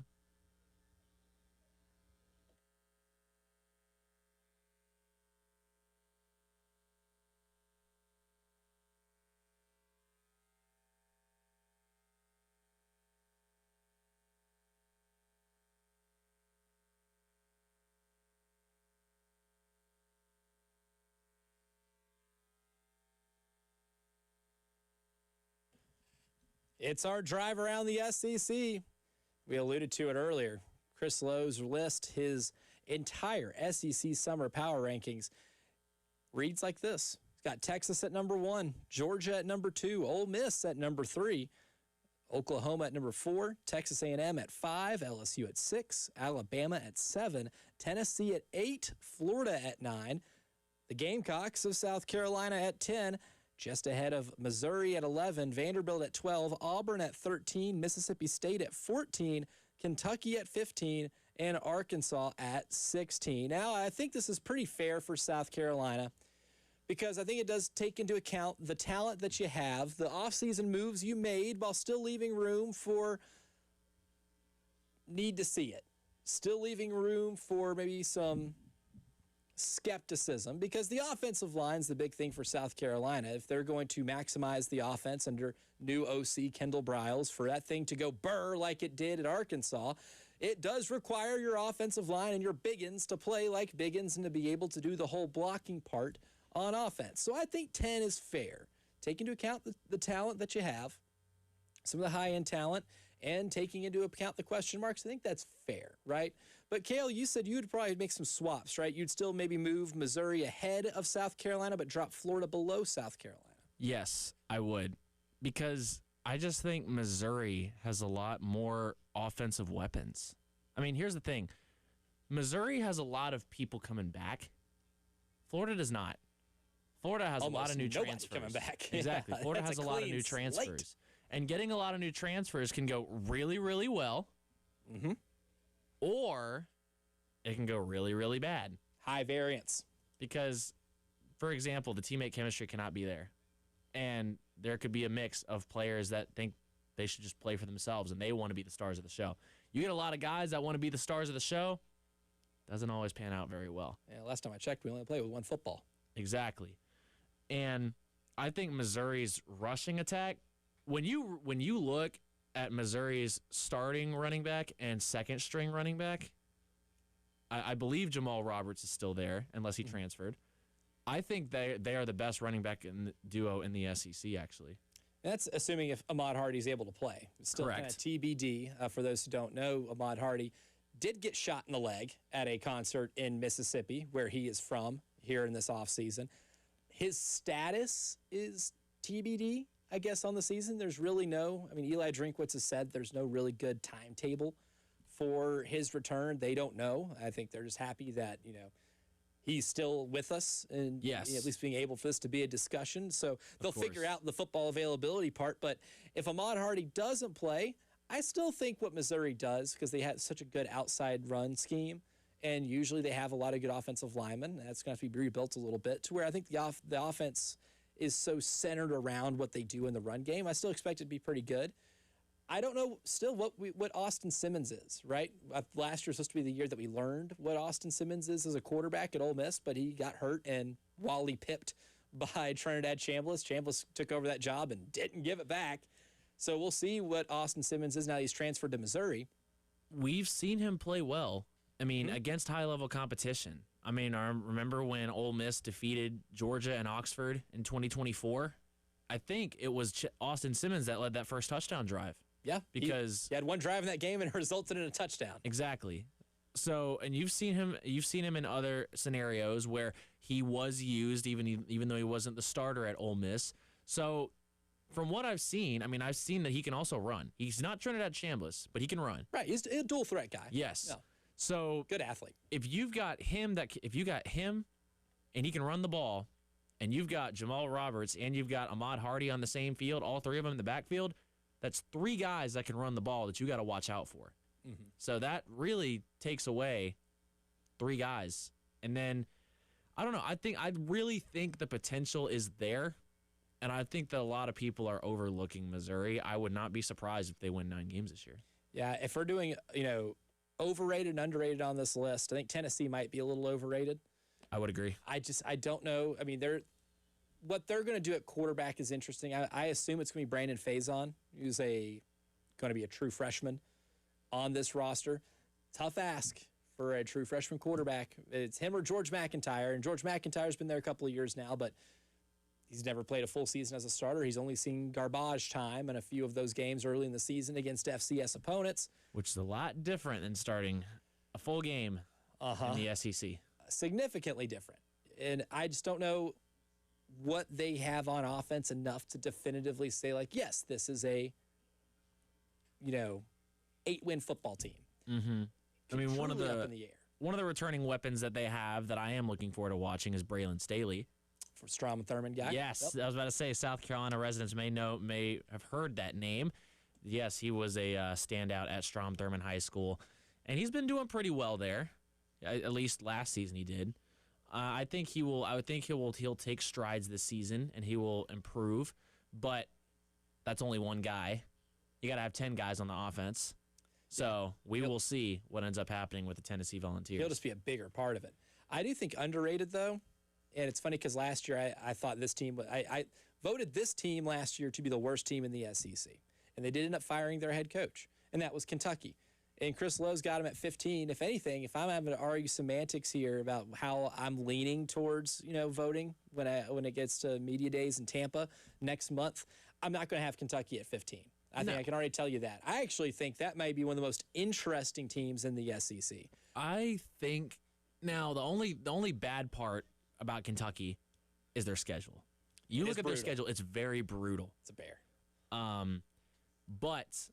And since it's Will Stein's coach first year, I really think that given the schedule, if they go 6-6, Kentucky fans will be happy. They should be. Well, I think they should be happy because I think Will Stein is a really good offensive mind, former Oregon offensive coordinator. I think Oregon did a lot of good innovative stuff when he was calling the plays there. I think Dan Lanning relied a lot on Will Stein, and I think this is going to be a big year for Dan Lanning to prove that he can replenish guys on his staff very well, which when you're a successful head coach in college football, you're going to be asked to do with some regularity. But I'm curious to see exactly how, someone like Kenny Minchey plays. I assume Kenny Minchey is going to be the starting quarterback at Kentucky. That was the guy who lost to C.J. Carr in the quarterback battle at Notre Dame. Minchey was a highly touted recruit. He's from the Nashville area. I covered some of his high school football games at Pope John Paul. I know the kid can sling it, and he was that highly rated, for a reason. I would like to see what he can do, in control of the offense. Now, C.J. Carr stunk last year at Notre Dame, and it was one of those things where, you had to pick one of these guys to be the starter. It would tell me something else. But C.J. was good. Losing a QB battle to C.J. Carr, who I think will be a first-round draft pick one day, nothing to be ashamed of for Kenny Minchey. But interested to see how he does. Going on how you mentioned you saw Minchey play in high school. Staying on that trail. Stein has done a pretty good job recruiting as well. Yeah. Transfer portal too. Got 2 offensive linemen that are considered 2 of the best linemen that were in the portal. Definitely. This past week, for those that don't know, I go to all the Shane Beamer 7-on-7s, and I'm able to do coverage for social media for that and talk to all the coaches. I was actually able to see a Kentucky commit from Huguenot, Virginia, Huguenot High School. They're in Richmond, Virginia, and they had a wide receiver. Evion Lewis, class of 2027. I only watched him play 2 games, and he had 4 touchdowns, or 3 or 4 touchdown catches. They were against Lexington and Camden. Very, very big guy. He looks like he's 6'4", 6'5". I mean, he's built very well. Mark Pope might try to poach him. possibly. But if Kentucky can keep that, that's just one of the guys that Kentucky has gotten. And they've just done really well in recruiting since Stein has gotten there, and I've really liked what I've seen. And again, the good thing about being a coach at Kentucky, you don't have to win a national championship there. I mean, obviously they want to be good, Right. but if you can win 7 or 8 games a season, maybe 9 every once in a while, they're satisfied with that. Hey, Mark Stoops bought himself a lot of time at Kentucky doing Exactly. the same sort of thing. And if you beat Louisville on more than a regular basis, Right. that too. Now, also Chris Lowe's rankings here too. I don't disagree with Texas being number 1. I'm still undecided on who I would take, but Texas, what they did in the transfer portal, I mean, adding Coleman from Auburn, one of the best wide receivers in the country, Cam Coleman, an absolute athletic specimen, guy who's going to be, I believe, a first-round pick in the NFL draft. I think Arch Manning's developed a little bit. I'm curious to see what the ceiling for Arch is. I think he got better as the season went on last year, and I don't think he was exactly what he showed in that first game against Ohio State. I think Texas is going to be in legitimate national title contention. Georgia's still going to be Georgia. I just don't see Ole Miss being number 3 in the SEC good. I think they'll be fine. I think they'll be good. Do you think they go back to the playoff, or do you think they go down a little bit? You think they win 9, 10 games? They'll probably go 9-3, and they'll just miss out on the playoff. Now, a couple people that we did not mention that I did want to bring up really quickly. I'm really looking forward to seeing how Jared Curtis does with Vanderbilt because he is the projected starter. Tough task. I did see how he played in the spring game. He looked good, but again, that is a spring game. That's a lot different than a full game against SEC opponents. But he had a really good throw and had some good shades. And the last thing, I'm really interested to see on what ends up happening with Chaz Coleman. That Tennessee, that is an absolute drama of a saga going on there. We'll see how that one ends up playing out. And that might have a lot to do with how people project Tennessee this year as well. But coming up next to round out the show, there is one European man that is the living embodiment of the European mind can't comprehend this. And I'll tell you what I mean by that next.